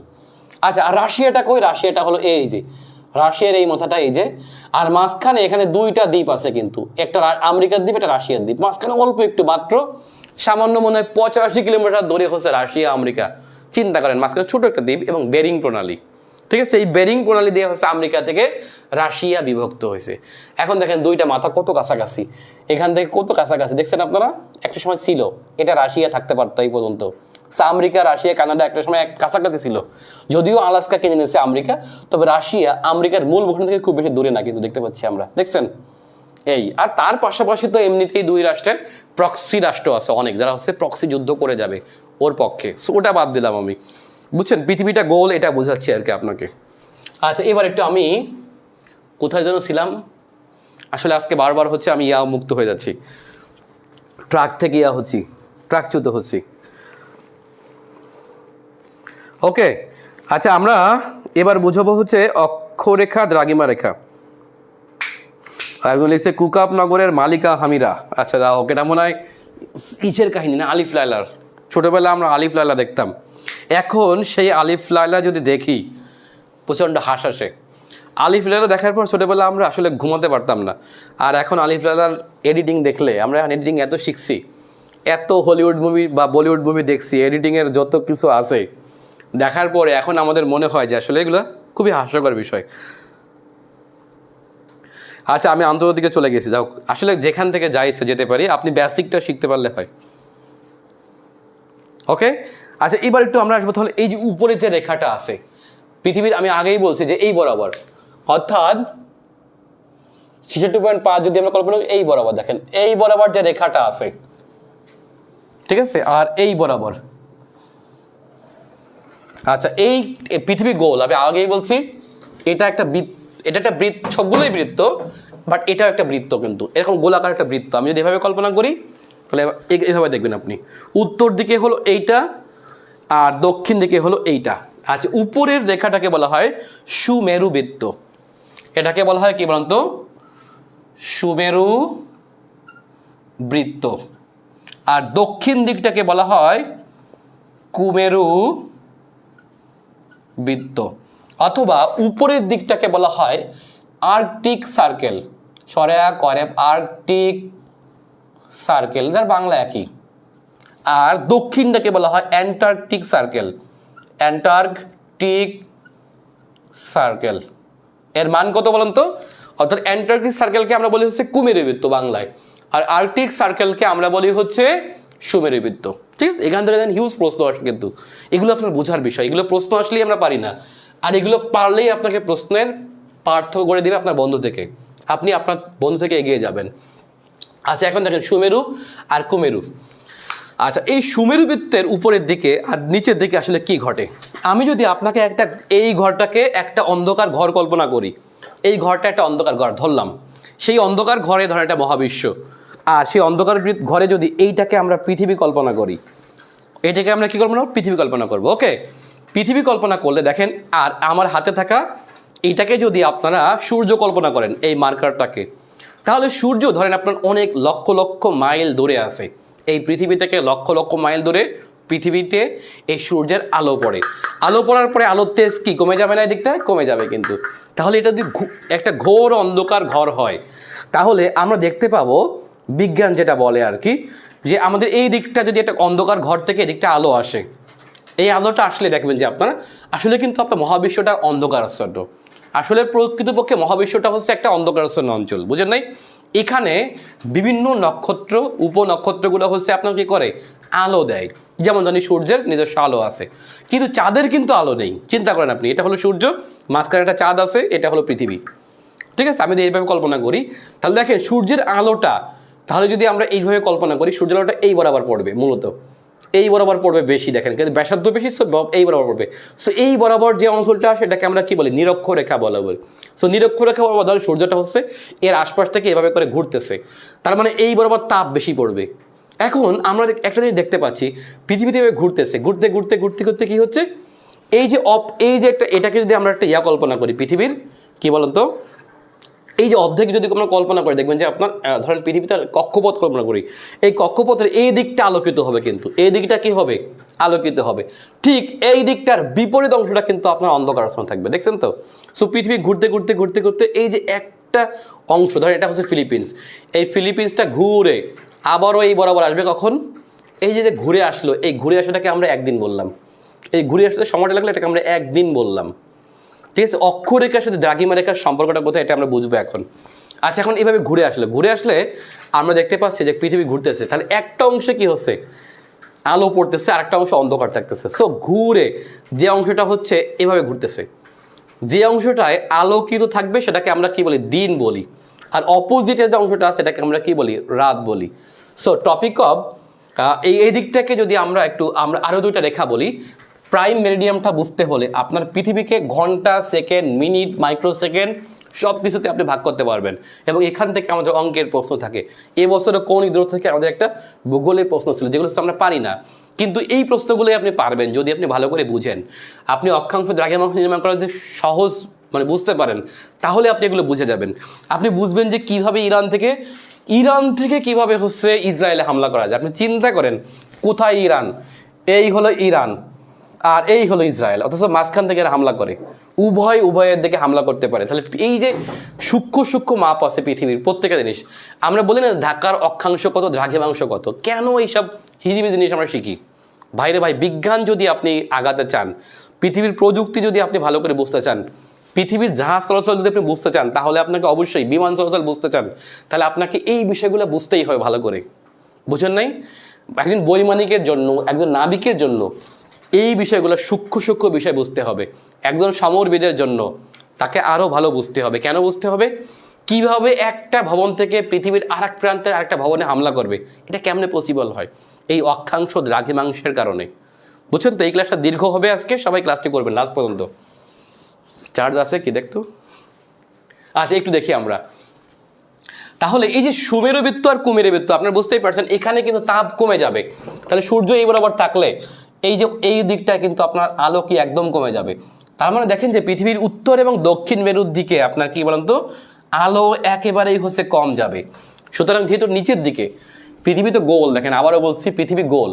সো এই বরাবর সূর্য আছে, এদিকটায় কম। এদিক কোথায় কম দেখেন, এখানে বড় করে দেখি আমরা, সূর্যটা আসলে এখানে তাপ যায় কম, আর এখানেও তাপ যাচ্ছে কম। দেখেন নিচে একেবারে দেখেন। সো এটা প্রায় অন্ধকার। আপনি দেখবেন যে গ্রিনল্যান্ডে মনে হয় যেন সূর্য ওঠেই না, নরওয়ের স্যালবার্ডে দেখবেন সূর্য প্রায় ওঠেই না। এর কারণটা হচ্ছে কেন বলুন তো?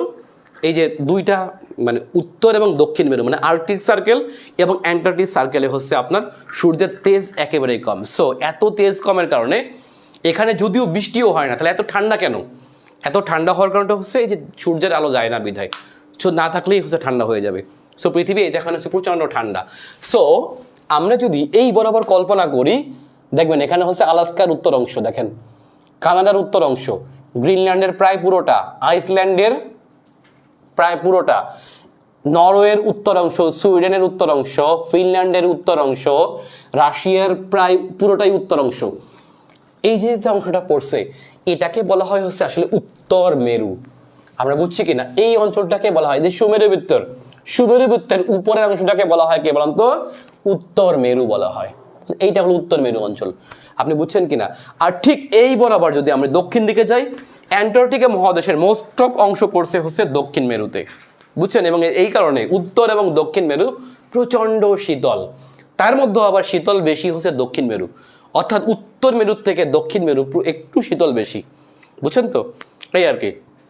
আচ্ছা, এখন আপনি বুঝতেই পারছেন যেহেতু শীত প্রচণ্ড, এখানে প্রচুর বরফ পড়ে, এখানে মানুষের বসবাসের উপযোগী কম, এবং এখানে গাছপালা একেবারেই কম জন্মে, বিধায় মানুষের এখানে পশু পাখিও কিন্তু আপনার এখানে একটু তুলনামূলক কম, বিধায় এখানে মানুষের বসবাস একেবারেই কম। এখন এইটাকে বলা হয় হচ্ছে আর্কটিক সার্কেল। দেখেন আমাদের একটা প্রশ্ন আসছে যে আর্কটিকের সাথে, আর্কটিক কোনটা? এই যে পৃথিবীর উত্তর মেরু বরাবর যে সাগরটা আছে এই সাগরটাকে বলা হয় হচ্ছে আর্কটিক মহাসাগর, বুঝলেন তো? তবে কেউ কেউ এটাকে মহাসাগর বলতে রাজি না, কেউ কেউ বলে এটা হচ্ছে আটলান্টিক এবং প্রশান্তরই একটি অংশ, যদিও এটা একটা ভিন্ন মহাসাগর। সো এই উপরের দিকটাকে বলা হয় হচ্ছে আর্কটিক মহাসাগর। দেখা যাচ্ছে আর্কটিক, এটাও আর্কটিক, এটাও আর্কটিক মহাসাগর, যেহেতু উপরে গোল। ওকে, আমি যদি এভাবে দেখাই, দ্বিমাত্রিক আসলে ভুল, ত্রিমাত্রিক দেখালে আসলে ছোট একটা গোল সাগর দেখতে পাচ্ছি আমরা।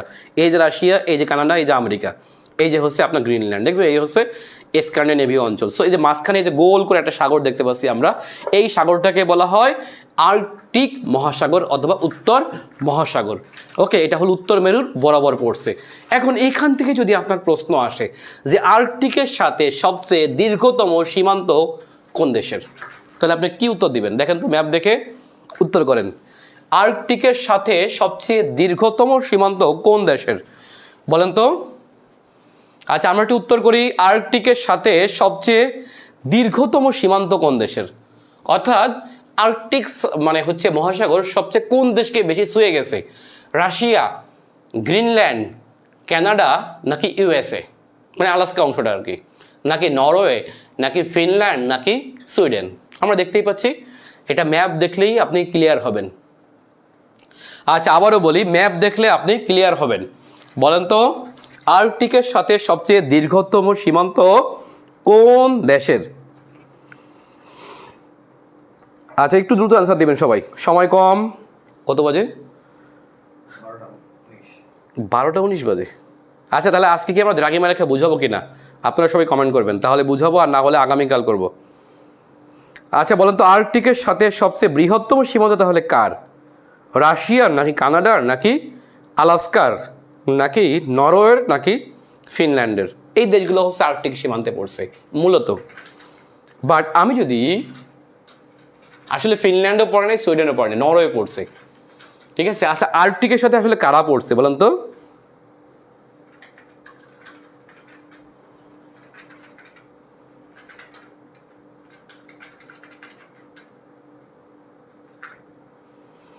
আসলে এত গভীরে আমি সবসময় যাই না, এটা মাঝে মাঝে হচ্ছে যাই, ঠিক আছে? আজকে একটু বুঝাচ্ছি, বেসিক ক্লাস, আপনার ভালো করে বুঝেন, নাহলে এই ম্যাপগুলো ভুল হয়ে যায়।